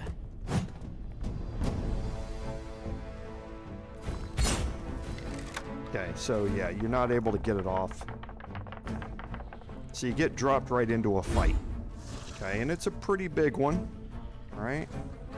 We rolled okay for initiative. The important part here is to get M up near the front. There are cultist archers. 1, 2, 3, 4 of them. And they will just sit back and launch arrows at you all day long. Okay. So being able to cast darkness and that nullifies all of the archery attacks is a really good thing. Now we have a Sorakath Shikath here. He's got legendary actions, as you remember, but it's just multiple attacks that you have to worry about. We do have another battle mage, so we definitely want to focus and get rid of the battle mage as soon as we can. The rest of it, cultist brutes, which have their fighters, they have action surge, and a couple of attacks per round, and then a harasser, and I believe we have a devastator out here. Yeah, and there's the devastator. So what you can do here is there's a ladder here 2 spaces here, and then there's another space here. If you can block those off, you can keep everybody bottlenecked down below, which is what we're going to somewhat attempt to do. So now that M is definitely here, high in the initiative order, we can just start throwing some damage, and we want to throw that damage on the battle mage here. Arcana Encho Minure.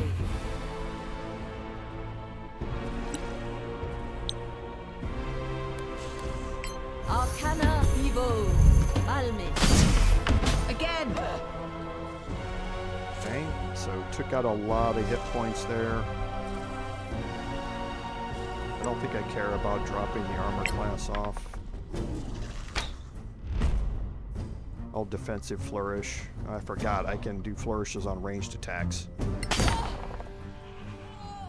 And that kills the battle mage. And I still have an armor class of 28. So now M is definitely going to drop darkness up here.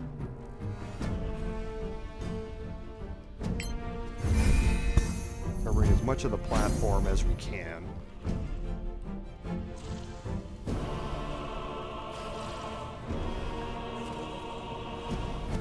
And I'm gonna... Who do we have? So Rudi is before Vigdis. I was hoping to move Vigdis out of here. But we'll move Rudi over here to the side to watch this entrance. We've got full cover here. Actually, we'll move back 1.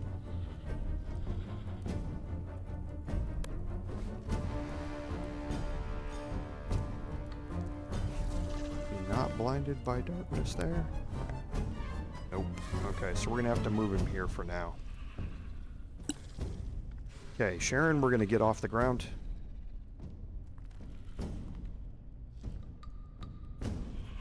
And move back.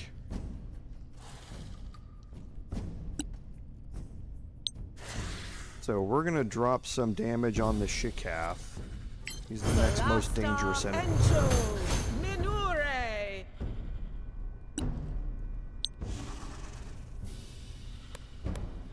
Solasta Evo. Too slow.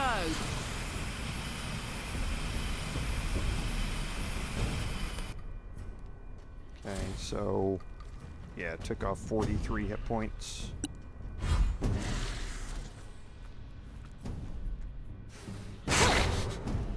Not too worried about that, going after a paladin.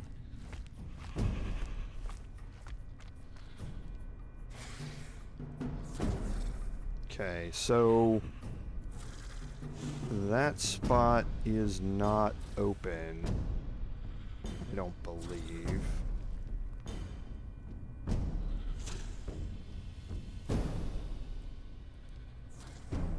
I think this spot is covered by darkness. It is. Okay, I should have moved here instead. So let's just ready up a melee attack with her.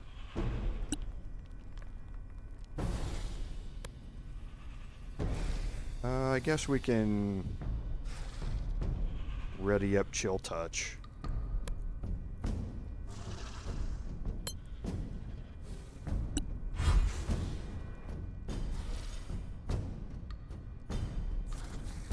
Okay, for me, I would really like to take her spot, so I'm gonna move up here. I don't think I get attacks on any of them. Oh, I can.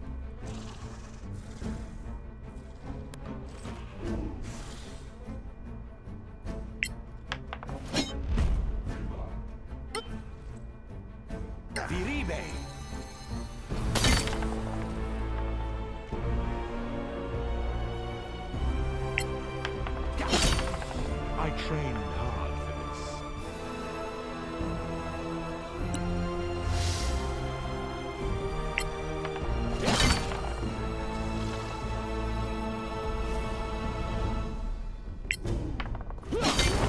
Another victory. Perfect. Now that the saboteur's here, let's stay over here on this side for now. So, Vigdis is going to not provoke any attacks being up here. I want to keep her close though, so I can move her forward and have attacks as we go. So, get That's bad. 2 attacks off on the saboteur. Oh, nice with the crit. Now we'll move her back.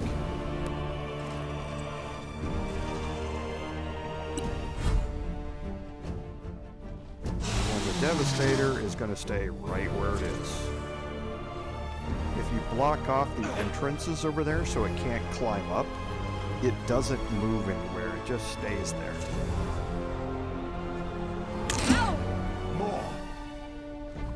Nice, we got Chill Touch on that one.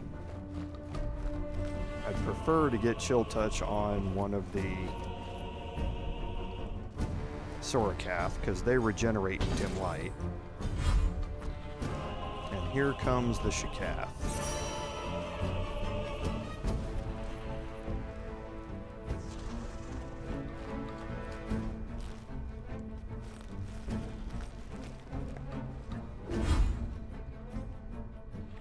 Okay, so I'm going to stay where I am here, blocking off this side.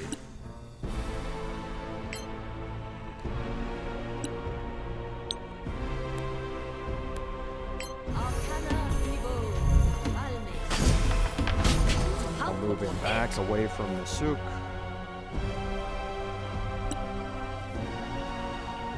Oh yeah, I can't use that.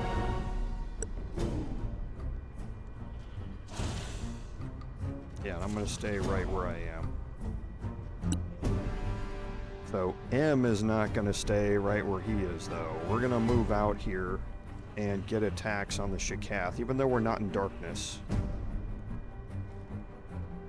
We want to put that new dagger to its test. We'll flurry of blows.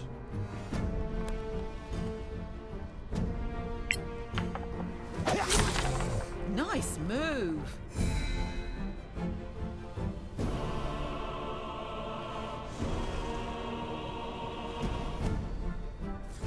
So he saved. Yeah, he saved against Stunning Strike. Look at that. The crit. Because it was a 19.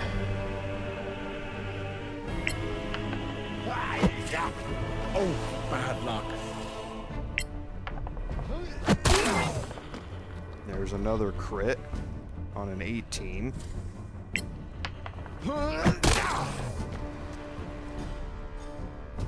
Okay, so I could try and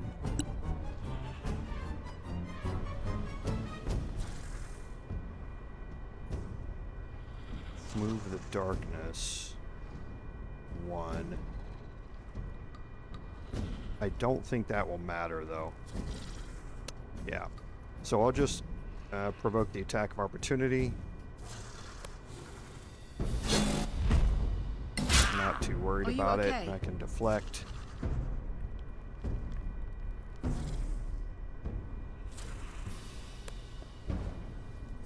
And I'll move Masuk back out of the way. I'll actually move her out here, get a ranged attack, and then move her back in the back. Okay. So we should be able to get a kill here. We'll quicken this. What do you have, 26? That should be enough.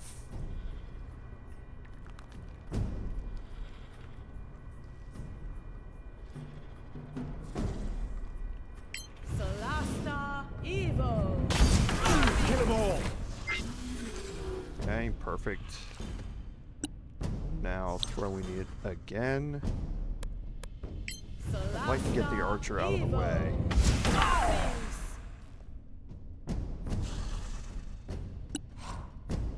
Okay, so Masuk's not going to be able to do anything, really.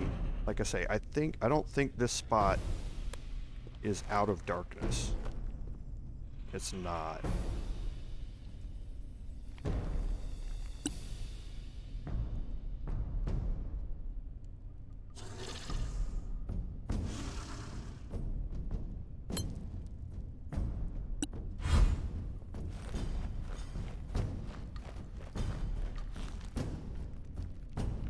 Okay, so let's see if we can get rid of the archer here.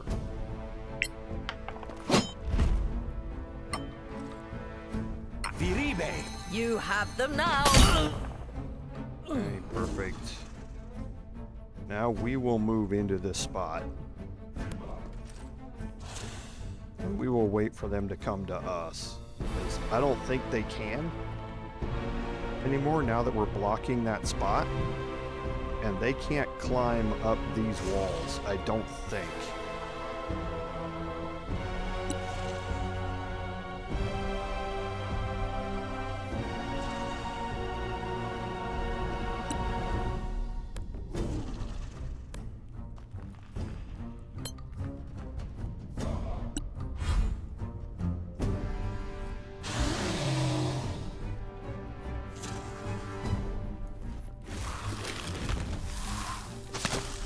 Next time. Okay, so they can climb up there. Well, he's going to attempt to, it looks like. Okay, so they can climb up there. Oh, I think it's only the brutes that can do that.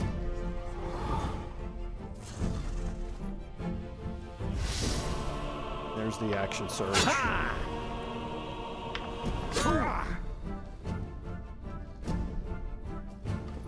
But if they want to come up here and get into the darkness and attack me, that's perfectly fine.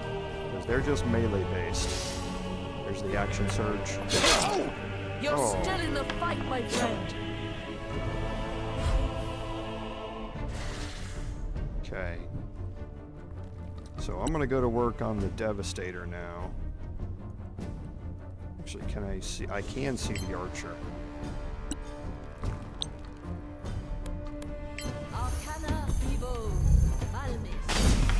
Well struck!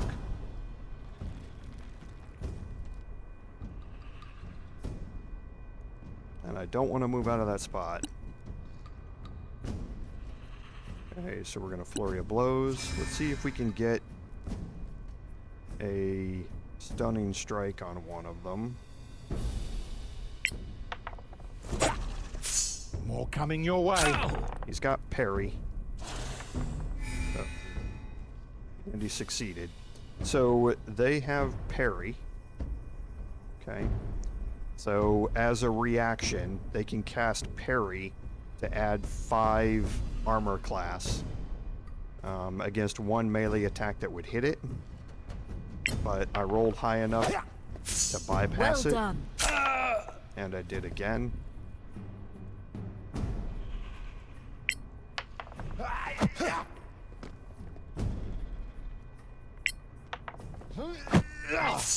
Nice. So that was again a crit. And another crit. And I'm gonna move the darkness one spot this way.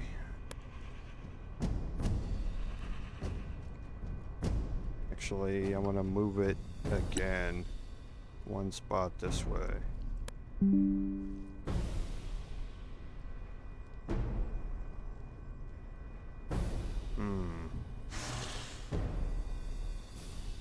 Actually don't like that.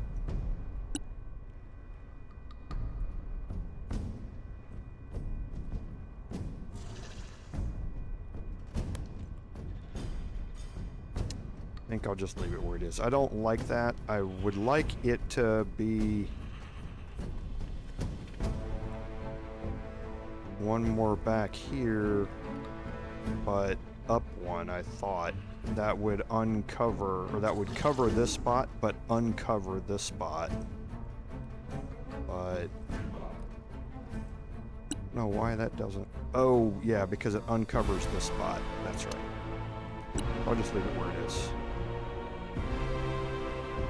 So let's, might as well, now we've got brutes up here.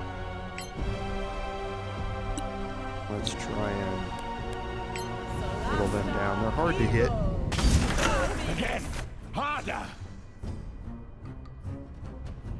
Because of the parry power. So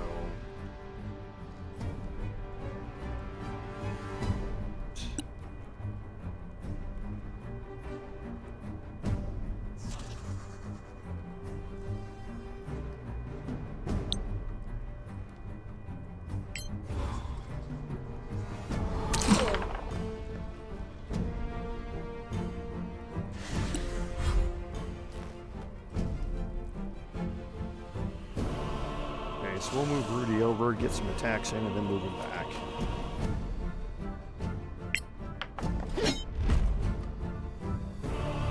Oh, I'll throw a level 1. It's 22. Perhaps. Yeah, that's enough. Throw a level 2 here. Oh, yeah, not going to throw anything. Because my bonus action is gone.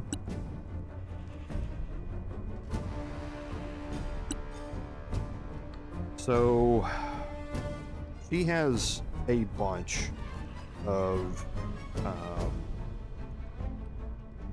spells available to us, including Flame Strike.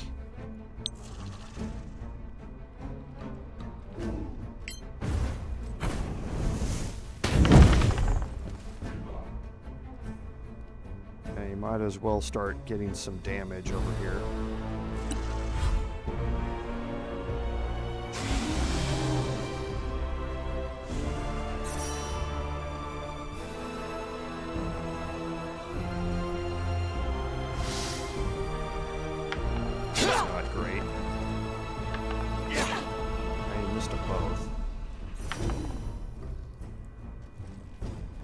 Cannot heal. They tried to heal themselves by using Second Wind, but they were chilled.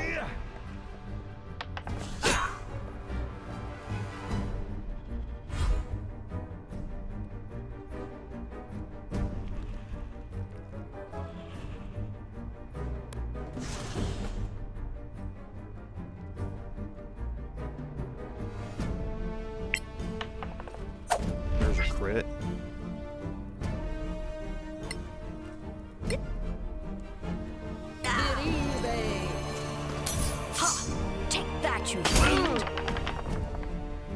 Ooh-wee.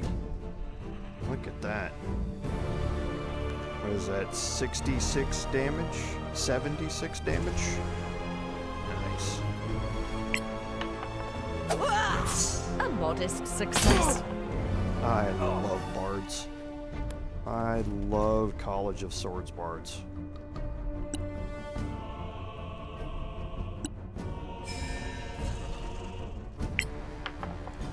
There's a crit.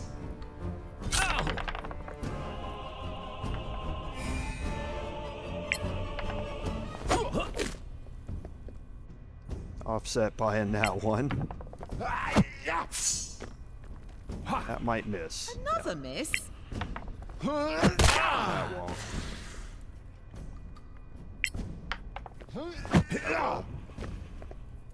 Like I say, the brutes are hard to hit.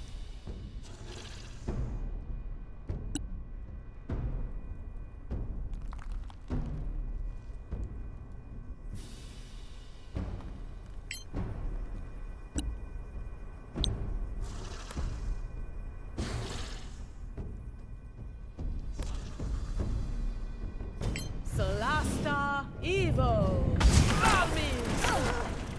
Touché. Oh, we didn't get a kill here. We got this one down here. Got some damage over there. So we're going to cast Chill Touch again on the archer. Yes.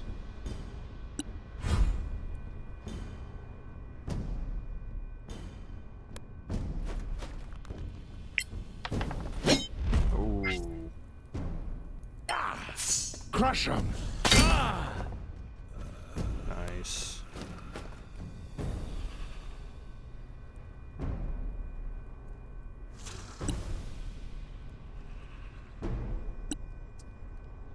Okay, so we can try and throw a whole person out here. I don't care about the banishment.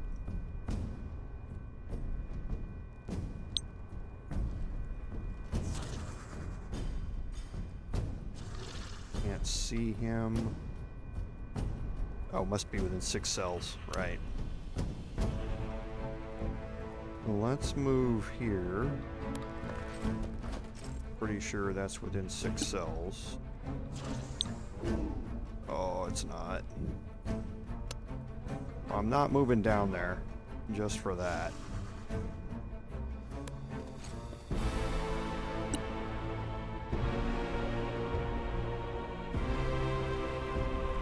I don't think fireball's enough to get 2 in any spot. Yeah, it's not. It'd be a waste.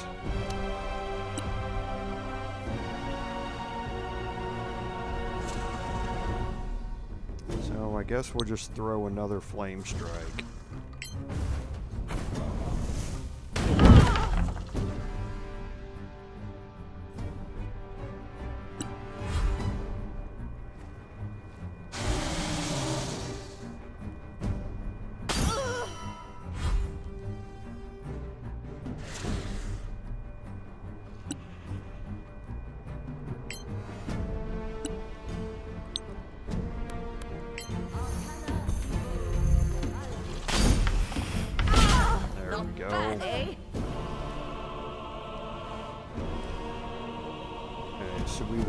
End the turn there.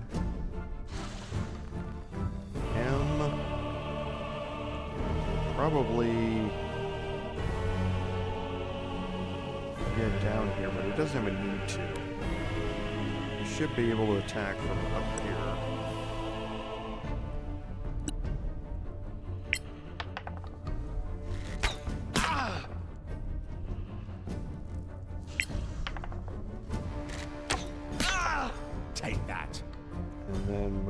Into the darkness.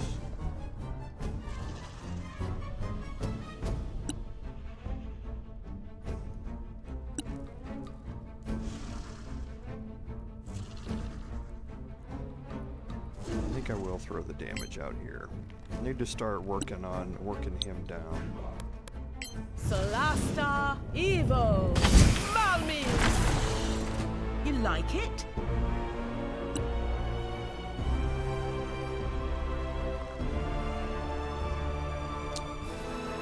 Sook's at the back.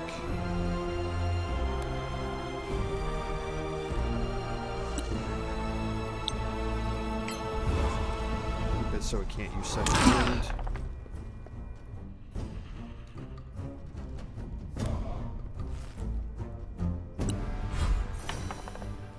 Cannot heal. You've learned your lesson, man.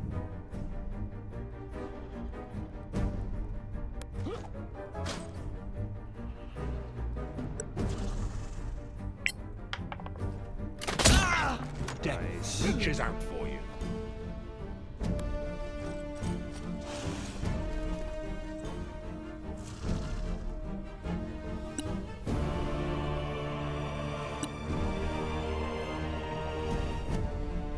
Haha, Guardian of Faith. Forgot she had that spell.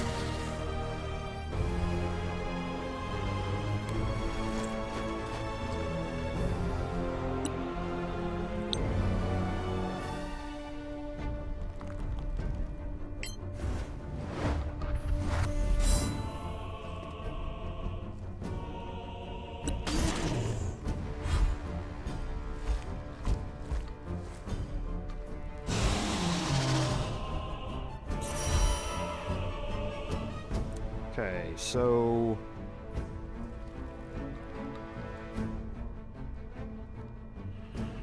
let's... I think I know what he's trying to do.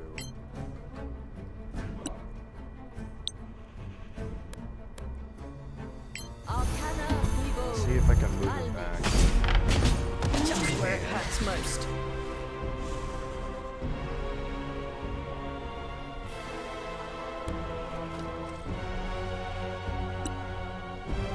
See if we can kite him around a little bit here.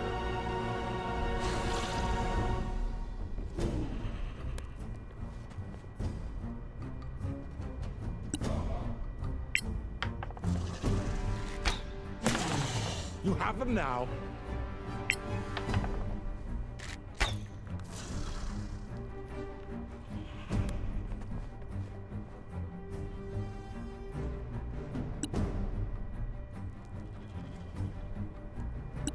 Should be able to quicken this. Solasta Evo.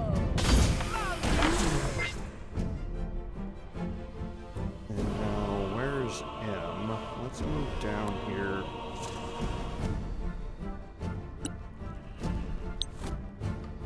Get guided survival. Solasta, Divo. Out. Move her back into the darkness.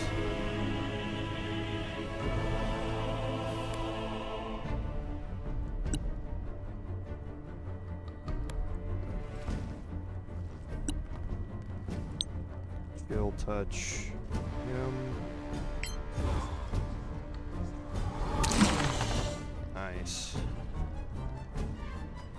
Oh, she rolled 2 20s. She had disadvantage, and she hit. Oh no, she rolled a 12. Okay, my fault. It was a 20 total. I was like, look at that. She rolled double nat 20s. I don't think I can shoot out of this. I can't. Let's ready a melee attack just in case.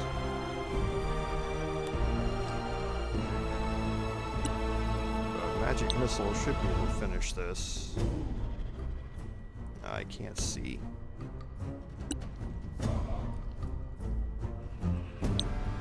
Might as well throw a fireball out here then. What the heck?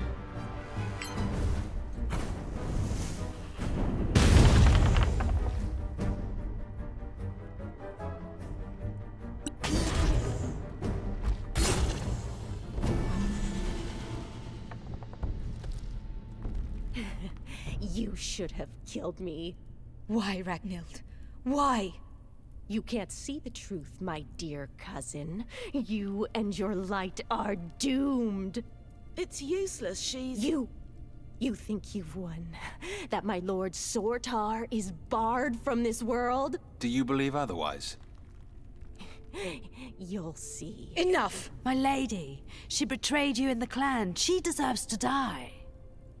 Did you participate in any way in the murder of my father, your lord, Kaikonin Vatia? What do you think? I wish I'd plunged the blade in his heart myself. Anger would push me to sentence you to death, Ragnhild. But I am a holder of the shield. A light in the shadows, not a murderer. What will you do with her? I don't know. I'm too upset to make a decision about this now. I could use a drink, or two. Would you join me at the inn? Of course.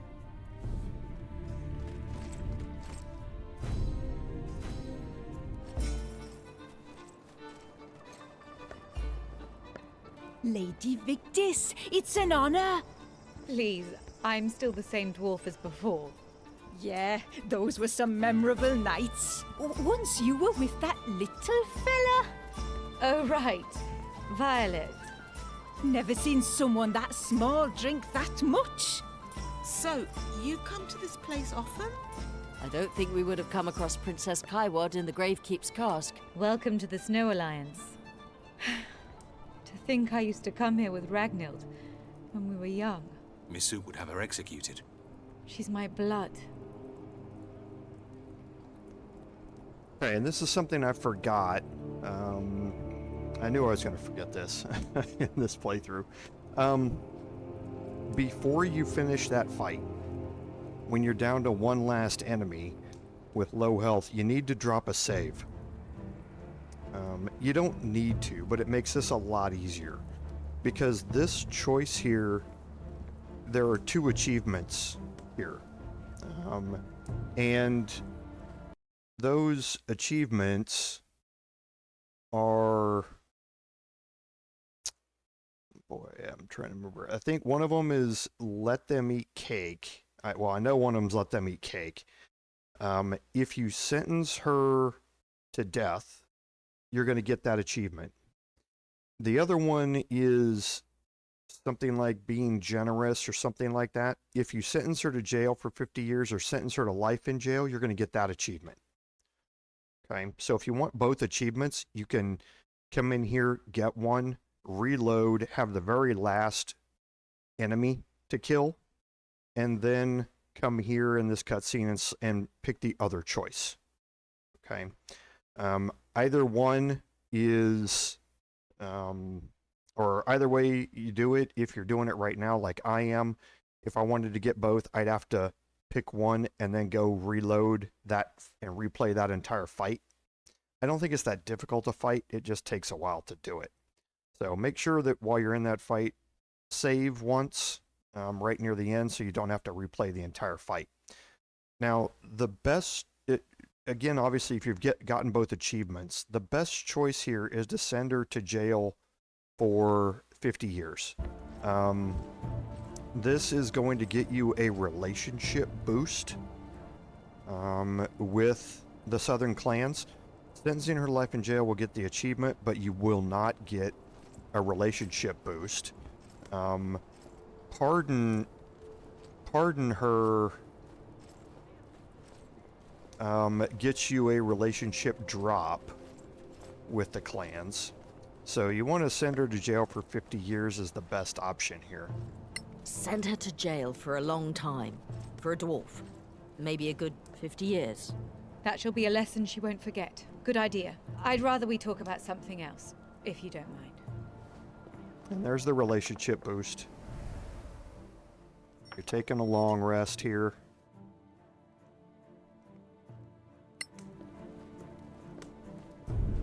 Okay, and we end up back at the tavern where we were, and we need to head back to the keep.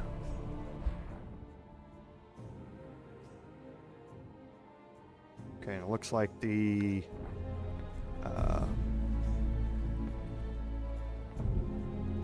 ingredients are back.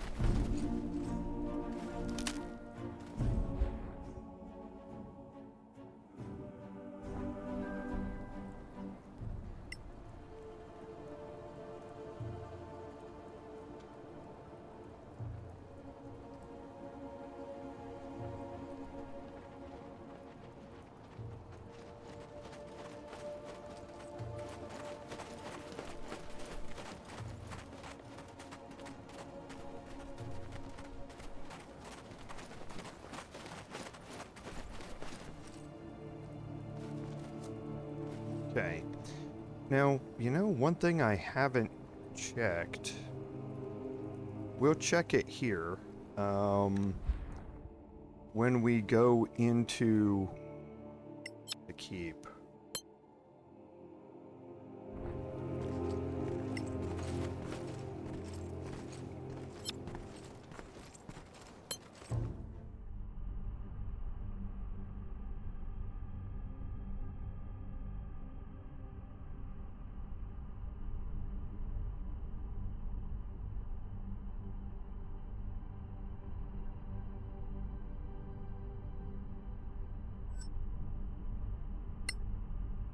I didn't do this on my personal playthrough.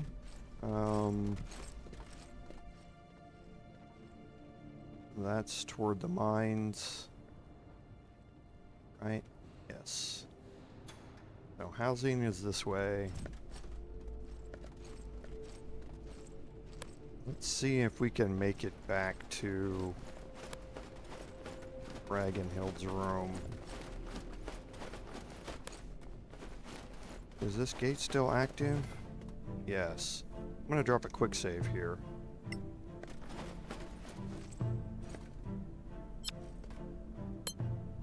See if I can go back in there where that fight was and see if there's any loot laying on the ground. From everybody we killed. I don't know if there is or not. I didn't go do this during my personal playthrough.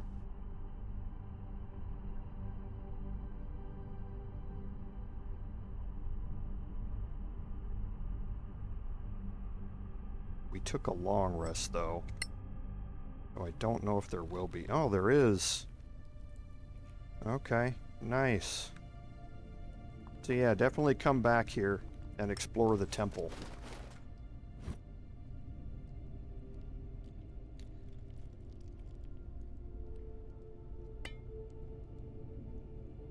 Ashadallan Stride, Acid Arrow, and a Horn of Blasting.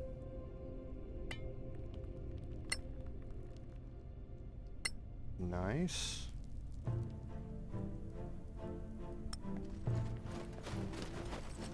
There are chests in here and everything. I need to make sure I come back here in my personal playthrough.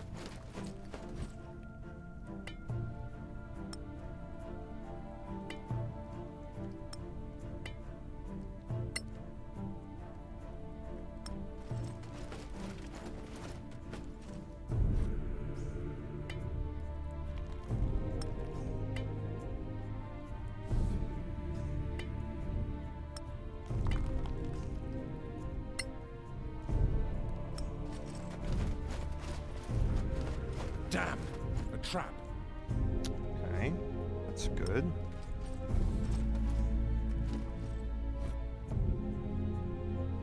And potions of greater healing, always useful. Do I have the gloves of thievery on? I do. Drop a quick save before we do it. Never know when you're going to get a nat one. Piece of junk.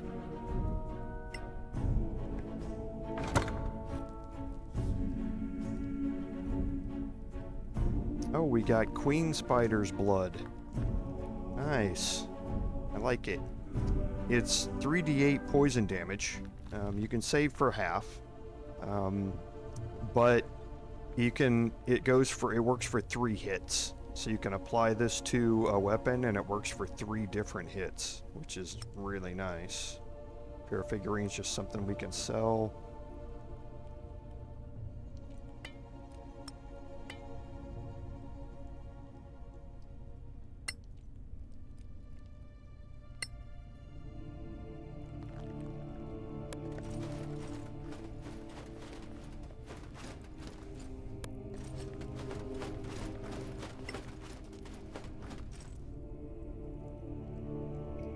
So the symbol for Arvad.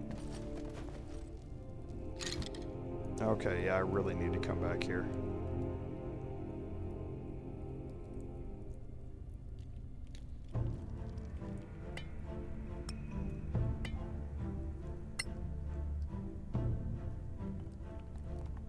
Good thing I thought about this.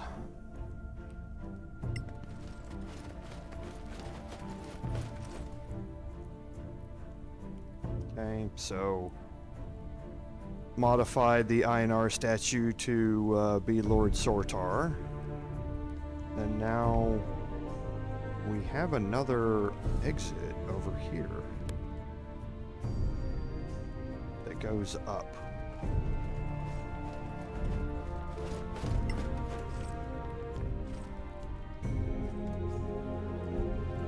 Ah, I was wondering about that. When I came over here the first time, I always noticed that there was this little sewer grate looking thing here, but you couldn't interact with it. Now that we've gone down there, it's another way to get into the temple. Nice, I like that. That's pretty slick. Okay, so while we're out here, let's do a detect magic and make sure that we don't have anything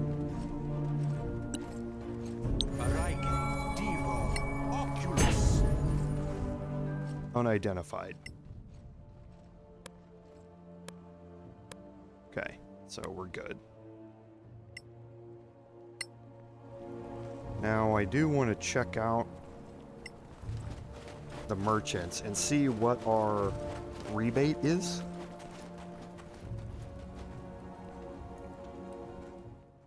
So we're at 20%. Yeah, we're not at 30% yet.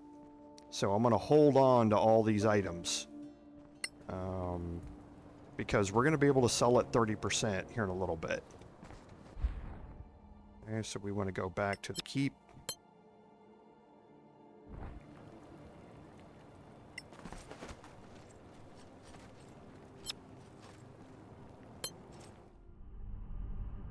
And And we'll go talk to Vigdis again.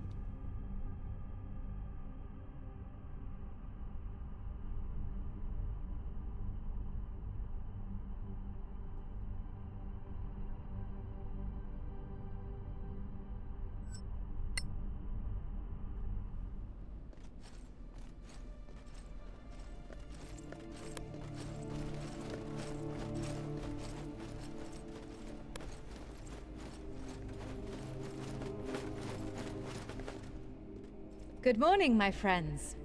Good morning, Vigdis. How are you feeling? Snow dwarfs don't get hangovers, if that's what you mean. The headache is the trial. It's going to be this afternoon. At least the case is solved. Yes, but we still don't know why the Soraks are working with demons, or even how. It will be our next goal to discover it. And about that... Do you know anything about the safe box for the claw amulet? It's clearly a Manacalon item, not Dwarven. I noticed. Moreover, it bears a sigil I've seen before. It's related to a wizard. I think her name was Exonica. A Manacalon wizard in the middle of a pact made with dragon claws. With Snow Alliance dwarves. Don't forget the demons. We're way over our heads. We just came here to chase Soraks. We need a knowledge that is beyond our reach. I took the liberty to contact someone who knows a lot about the history of the Manacalon Empire. I could have sent you to Gorm the Wise, but Violet is a friend. Violet? The one who can hold her drink? That's just gossip, really. She's a very smart woman. So, this Violet is in the city? I'll have to tell you a secret. Can you keep it? Can't promise anything for these guys, but I can. Good enough for me. We have a major gate in the keep. By the gods! Violet has one too. Here are the passwords for both. May Einar guide you. We'll see each other again, Lady Vigdis, I'm sure. Stay in the light. Stay in the light, my lady. Okay, and that's going to complete the secret plot. It's also now going to start an old acquaintance, and as you can see, there's a major gate right next to us here.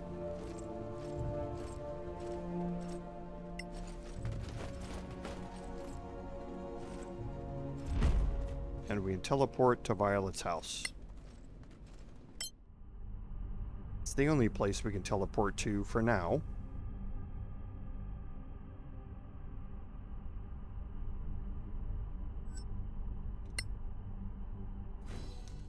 Anyone home? I'm over here. That must be her. Okay, so I'm gonna drop a save here. Look around, we do have a few things we can interact with. More spiders. Really? Now this is a very important bookcase. Don't forget to interact with it.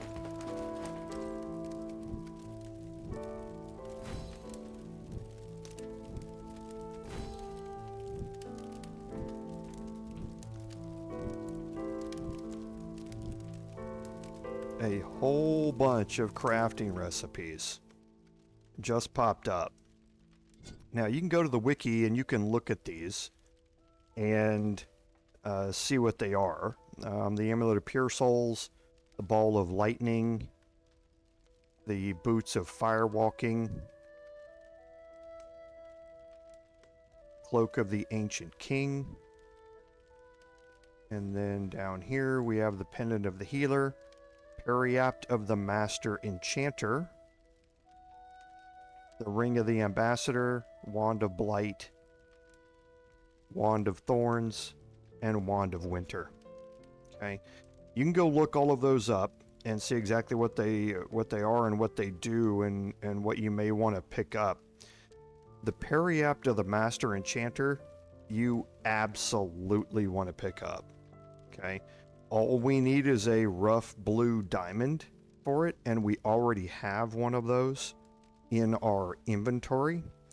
So we absolutely want to craft that next. Now we're in the middle of crafting, I believe.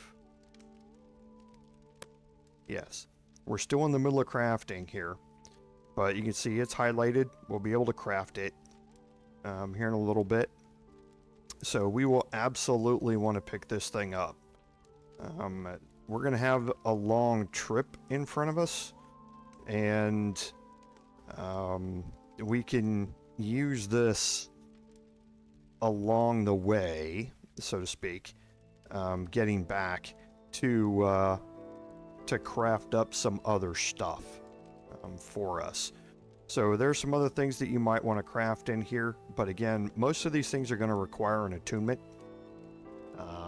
So if you're running low on attunement slots, you're kind of going to be begging and choosing what you want, unless you just use the unfinished business mod to turn off attunements in general. But the Periapt of the Master Enchanter you definitely want. We'll be looking at it here in a little bit, but make sure you interact with that bookcase to get all of those recipes.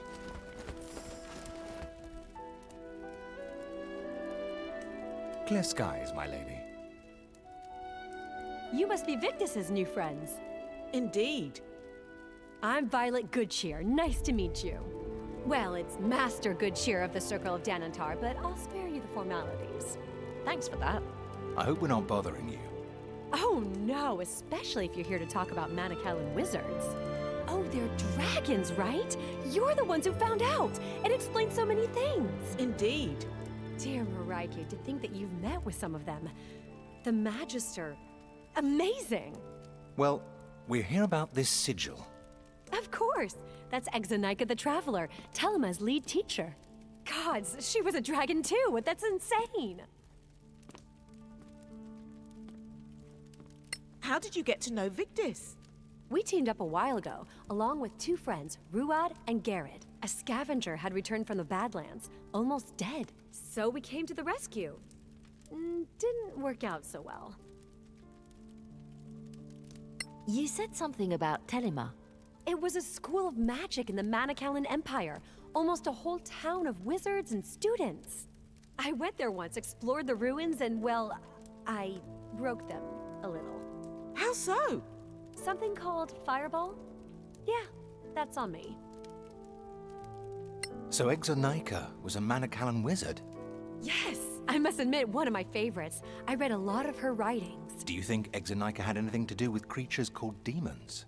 I came across that word in her writings. Some kind of monsters? She went to so many places. You know what?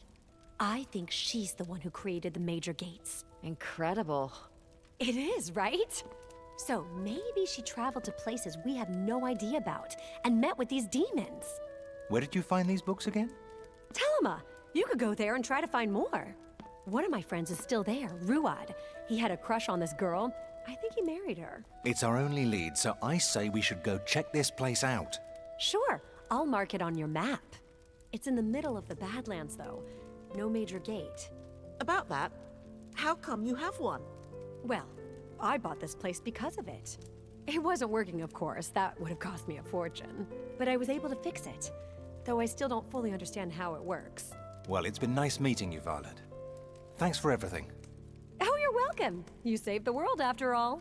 Stay in the light.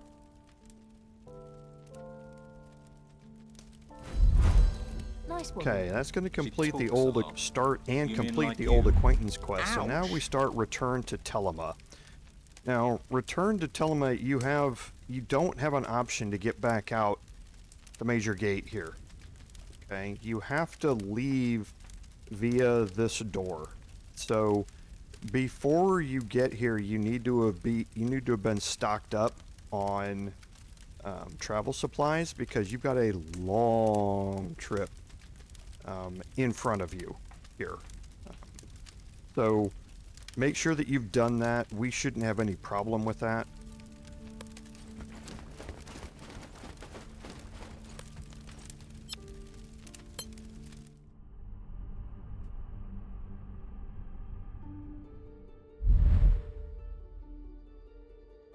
Okay, so there are the ruins of Telema. Now, you can travel to other places, so we can travel back to Kuopapunki here and get back to the city if we need to pick up some other things, or if we want to just finish up some crafting and then buy some new ingredients and craft. And then you can take the gate back here to Violet's house, which is probably a good idea for us. So the travel here is only 3 long rests, which is probably a good idea, because we can travel back here. We can, hopefully along the way, we'll complete our boots that we have. We're not going to need those boots out here at the ruins of Telema, but we'll have them on all of our characters at that point. And then we can take the gate back, stock up, make sure we're stocked up on food, and we can pick up ingredients, because this is like an 8-day or 9-day trip. And if there's anything else we want to craft, we can craft it along the way. So let's actually head back here to Kalpapunki and interrupt when an item's been crafted. Okay, and we're going to get some troops. And this is kind of what I expected as well, because I want to see if we can get a level up out of this as well. So a bunch of Galavan troops here. A cleric, a smasher, and definitely want to get rid of the archmage. Since we're ambushing here, I don't think that should be a problem.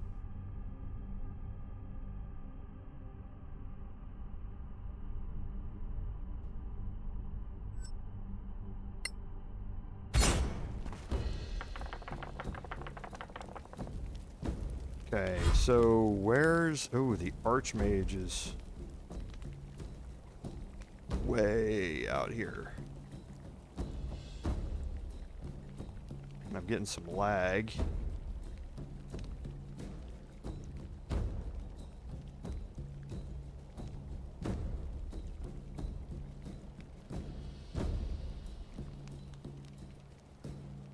So we're fighting in a cold environment here. So we might be getting the chilled condition if we step away from the fire. There's a way around that.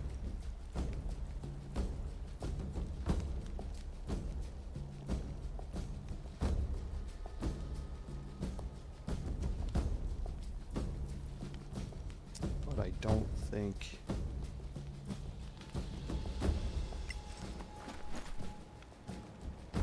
Yeah, it's not going to let me do it yet. So we'll move here. That used my inventory action. That's unexpected.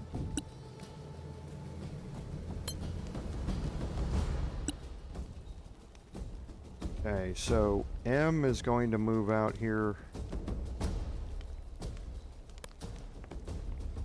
and get an attack on the Archmage. Let's see what arrows he's using.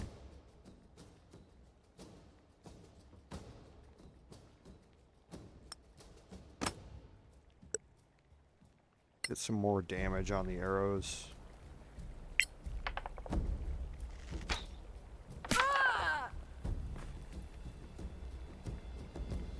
See if we can get a kill here. Nice. Definitely like that.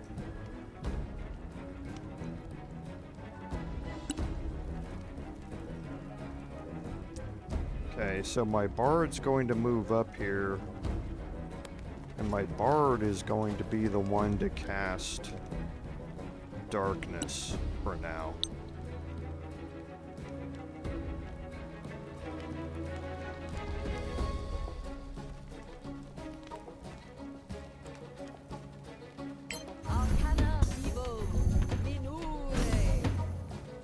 Just for now. We're gonna move Sharon in here, get her off the ground. Still in the darkness though, because we do have a bunch of archers out there. And we'll go after the cleric. Can't see him. So then I think we'll be okay. These are troopers. Not too worried about the archer, so I guess we'll just go after one of the troopers. They have low hit points.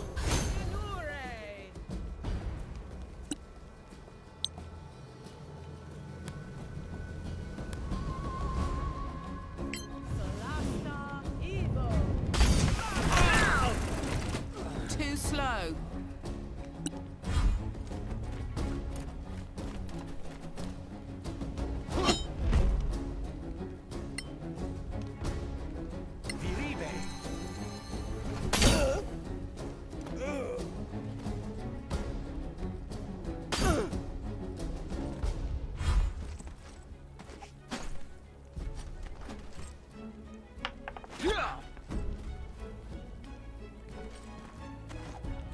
Okay, the Smasher's got a ways to go.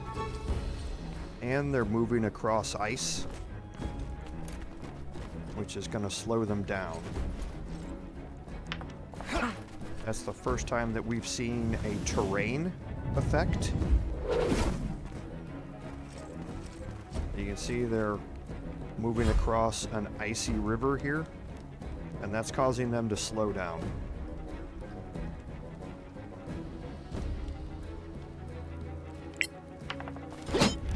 Oh, that's gonna hurt. I shouldn't need a Divine Smite or anything like that. Take that, you fiend. Yeah.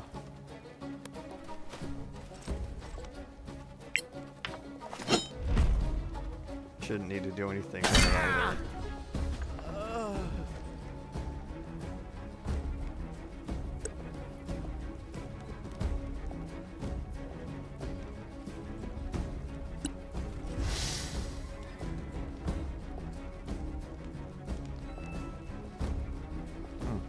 Can't use my action on that. Interesting.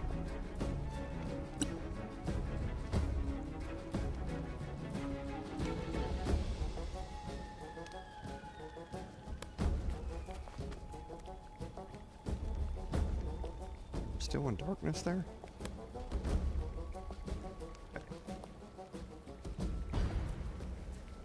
So we have the Smasher. Where's the Archer at? Way over here. See if we can get a kill here. You'll die like the rest.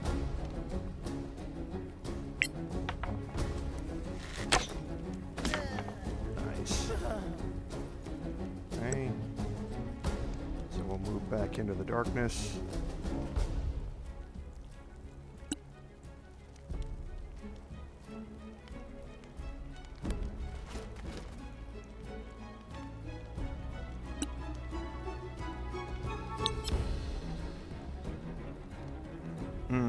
Yeah, forgot to change that out.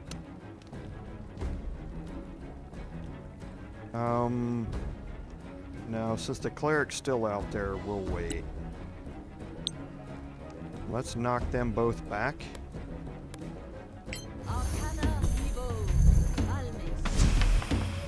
A modest success.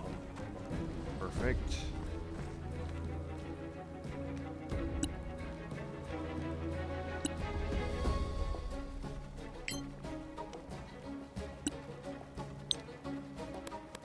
Solasta, evil. Touche. Oh.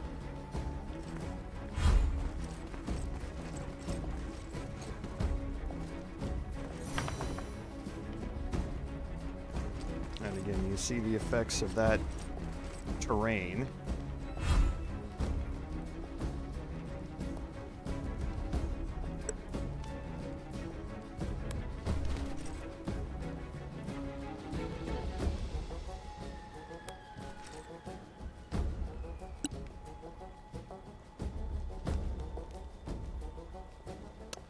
Can't see them.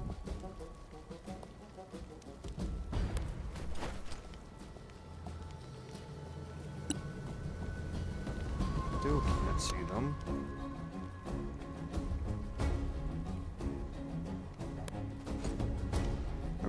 we can make this work. Let's try and move the cleric back. I missed, of course.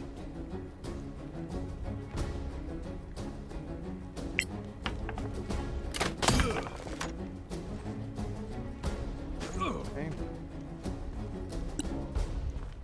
Now we're going to move M out here, and M is going to cast or use darkness. Because right now he's blinded. This is not Monk's darkness.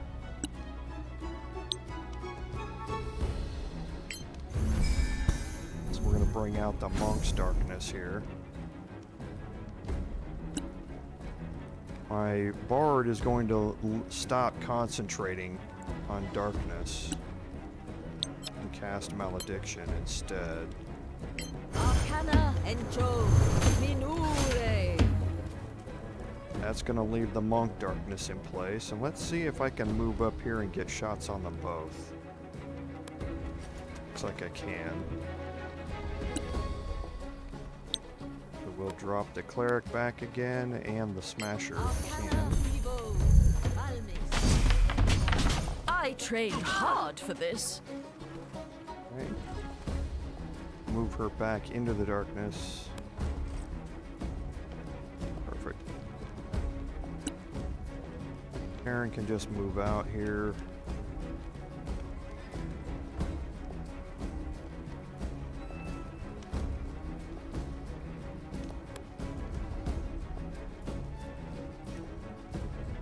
Let's drop her down one. Get her into the darkness.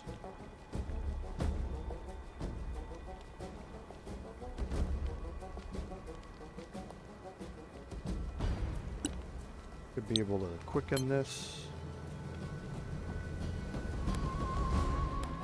Solasta Evo.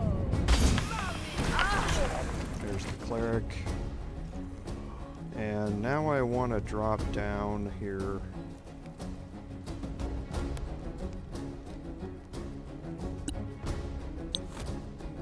Get guided survival. I don't need to twin it. Solasta Evo. Uribe.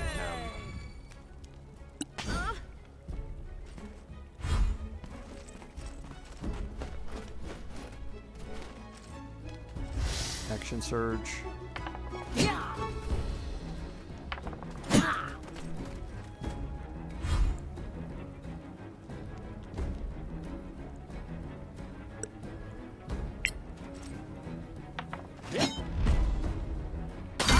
That one didn't even fight back.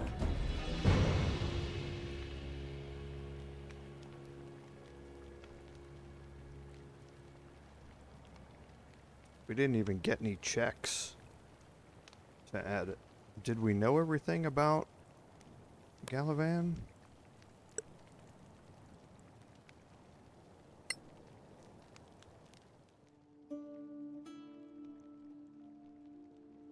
They're not even in our list. We didn't even get any rolls to try and identify them. No, we didn't. Interesting.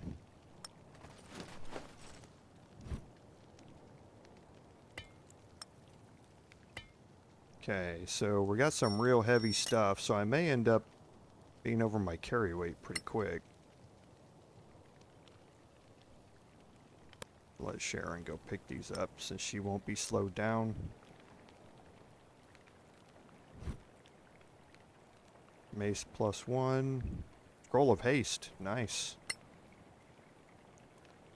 Okay, so she can't pick all of that up. Okay.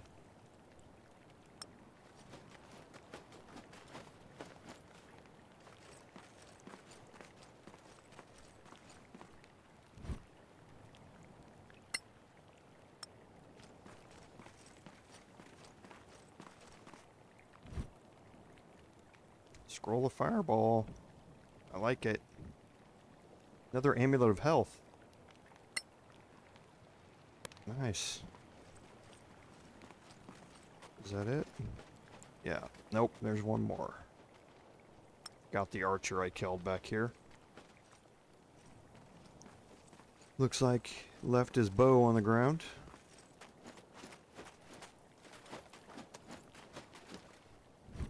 Yep, he did.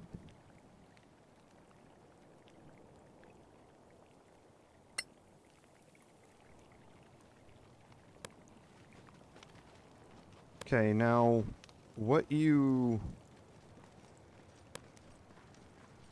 can do here is if you have a flame source, you can interact with these piles of debris and you can set them on fire, and that will give you the warm condition. Okay. So you're protected against the weather. I wasn't affected during that time, it seems. I know my paladin was never going to. Oh, because, yeah, he took off his attunement. So he would have been. But the boots of the Winterlands, if you're wearing those, you don't ever get the chilled condition. But it looks like I didn't get it anyway while I was out here, so let's go back and loot this.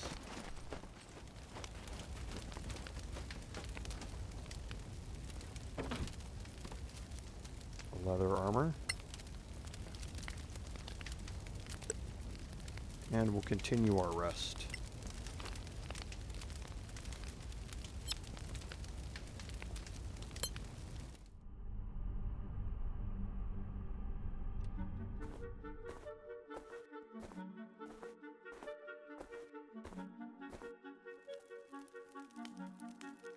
Hopefully I'll complete my crafting.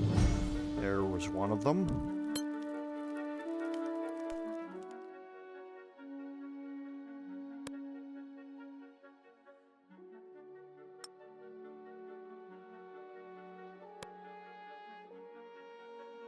Like I say, I won't need to attune to these because I'm not going to be fighting in this stuff very long, but I do want to keep, I have an empty boot slot, so I'm going to slot them in.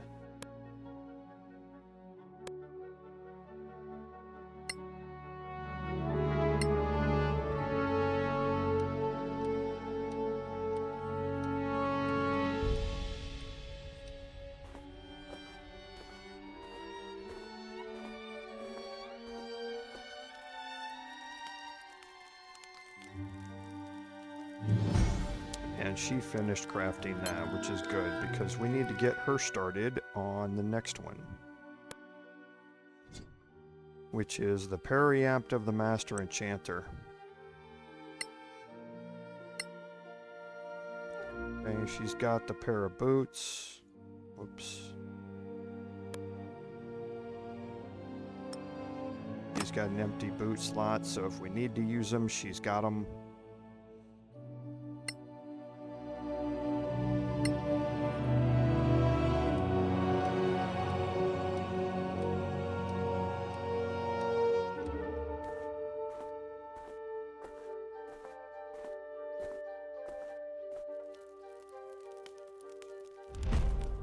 Okay, and we got one last encounter here, so we're going to go a little long today so that we can have this encounter. We get an ambush out of this, which is nice.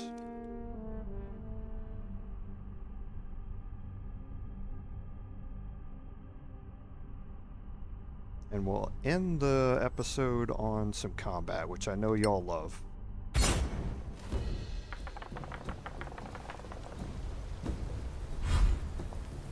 Okay, so now we are getting it. She said. So we've got the frozen condition here. We're in a blizzard. Okay. So frozen is going to give us disadvantage on all of these saving throws and checks. Okay. In addition to what we have from chilled. So just be aware that if we're going to get into problems or making saving throws, we're going to have some disadvantage on all of that. I wasn't expecting to actually have a fight here, or else I would have attuned to those boots. So, where's this Badlands Eagle at? Here. We rolled first on everybody. I'm not going to be able to get, because my speed's reduced as well. There's a pile here. Let's actually do that. Oh, that used my inventory action. I forgot. Then you can't interact with it.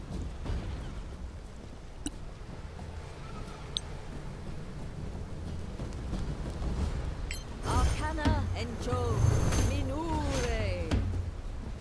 Let's push as many people back as we can.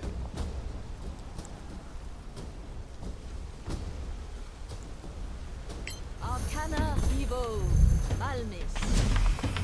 A modest success. Okay, and let's move over here next to this.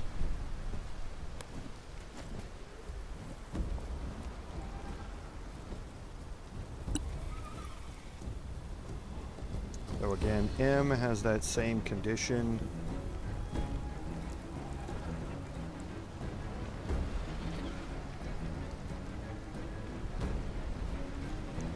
But we need to move over here and we need to get darkness up.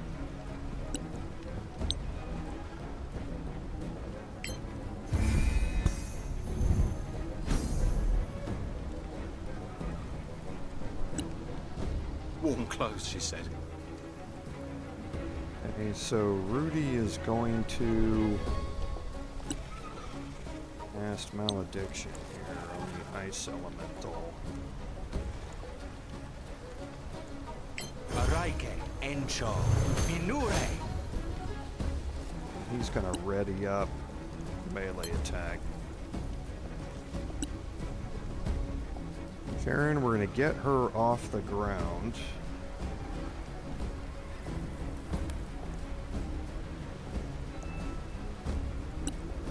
But she has Produce Flame.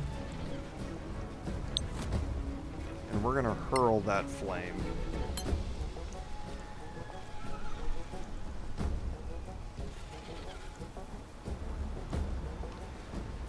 Okay, why can't she see it? Oh, I might not have been on it.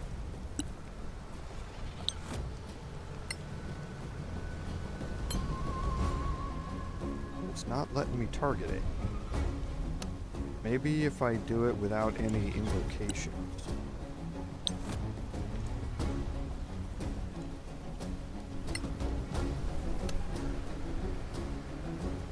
Weird. It's not letting me target it.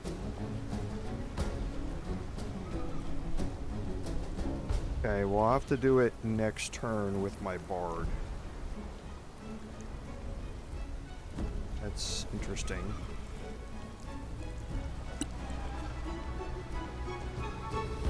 Could cast Scorching Ray here. I still can't target that thing. Okay, but maybe the Ice Elemental will be vulnerable to fire damage. Solasta Evo Malmis. You like Yes, they are.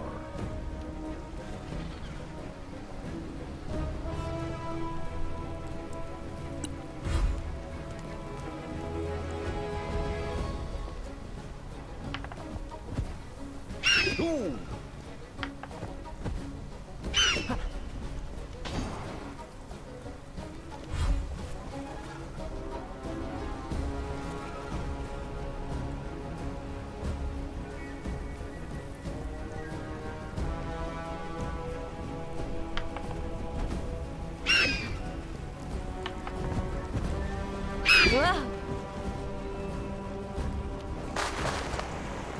Okay, he's gonna burrow. That's not necessarily a problem.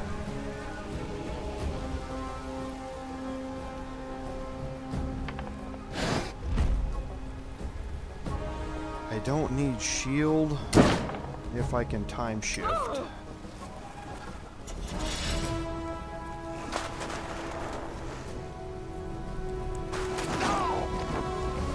that's more of an issue.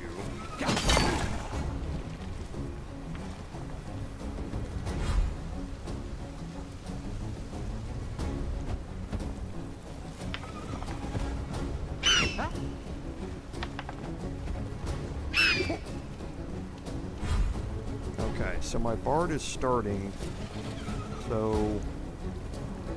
Oh, that's because that's not a pile. That's a loot pile. No wonder.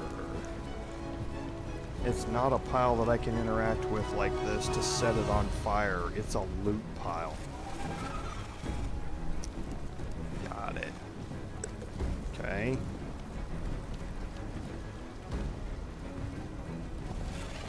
So, the Rimmer has offspring. I don't want to attack it directly. But I don't know as if I have a lot of other options here. I don't. If I can get here...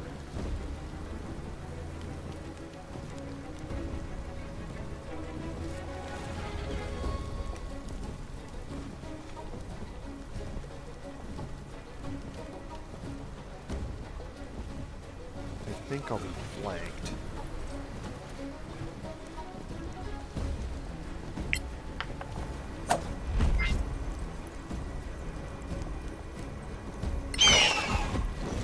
I shouldn't need that. Crush him!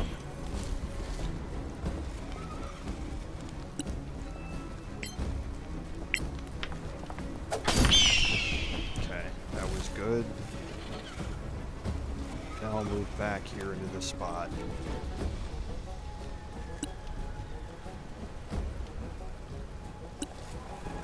Okay, now again with M, I don't want to have him attack the Rimmer has offspring directly. I'll provoke the attack of opportunity though. Or I don't have to. I can move here and get the Badlands Eagle. Wait till the next one. Okay. Now I'll just stay in the darkness. I don't think... Yeah, because I'm not attuned to it.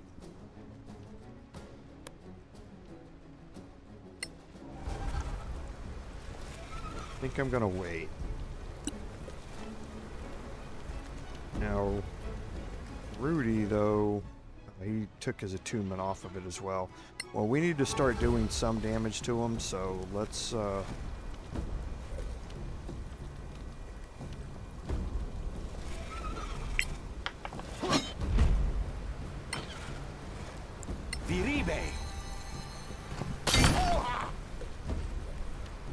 because I don't want to drop the darkness either, so that's why I don't want Rudi attacking any of them.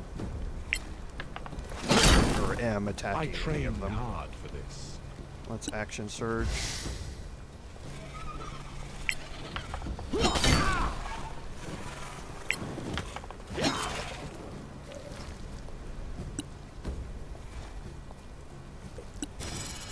Okay, Sharon is back.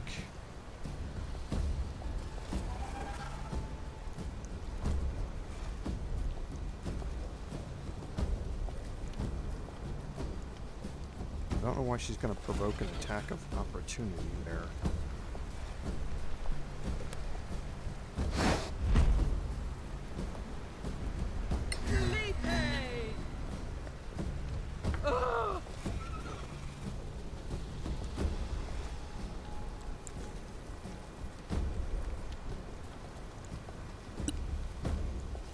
He needs to go after the Rimmer as offspring.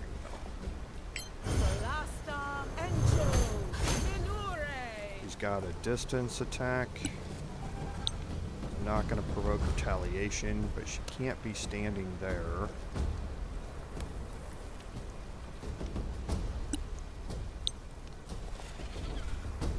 Jeez. Still there?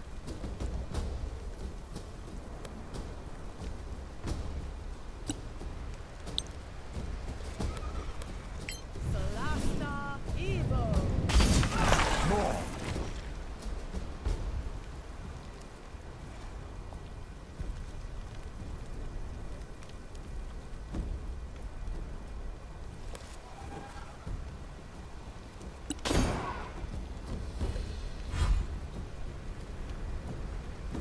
Okay, good. Come down to my level here.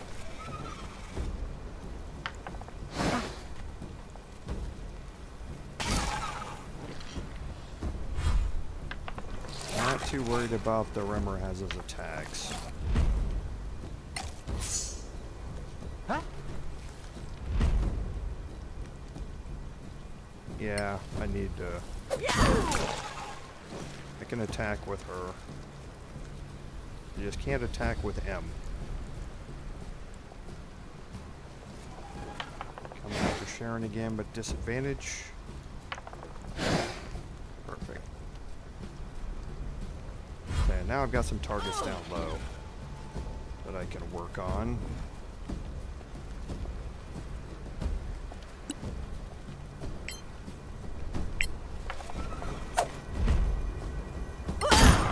Lucky?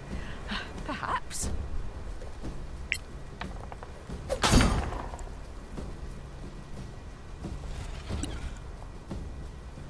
Okay, M can now start making some attacks against all these enemies within reach.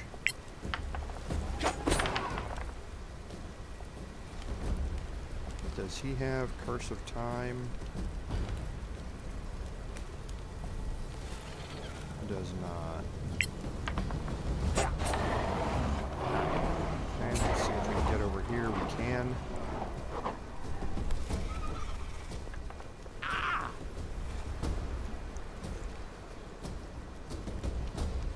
Sustain cold damage.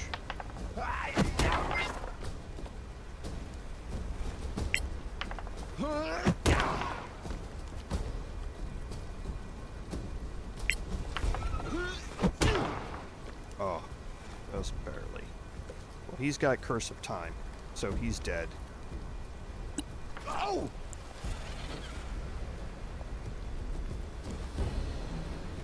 Really... Well, it doesn't matter. I'm taking a long rest. He's not going to kill me with Retaliate.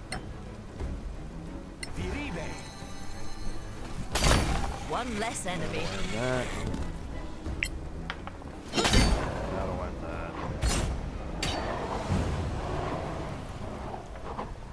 Okay, so I've got my level up too.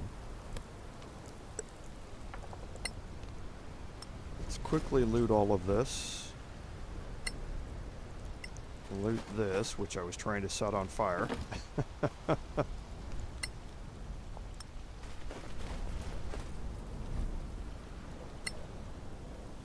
Don't think there's anything else out here.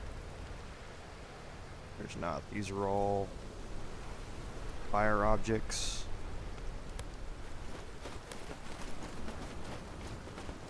I feel better already. Now everybody should have the warm condition. And these should go away. But I do have a level up, so I'm going to save. And that is where we're going to start off next week, is with a level up, which is to level 13. So our first level into the expanded levels offered by the DLC here. So, as always, thank you all for watching this episode. Your support is invaluable to me. My community is great. I enjoy interacting with all of you, and I'm really sorry that I'm not able to be there today to be able to do that again. But thank you all for your support, because as I always say, without your support, none of this would be possible. This is Commander Jerval saying until next time, fare thee well.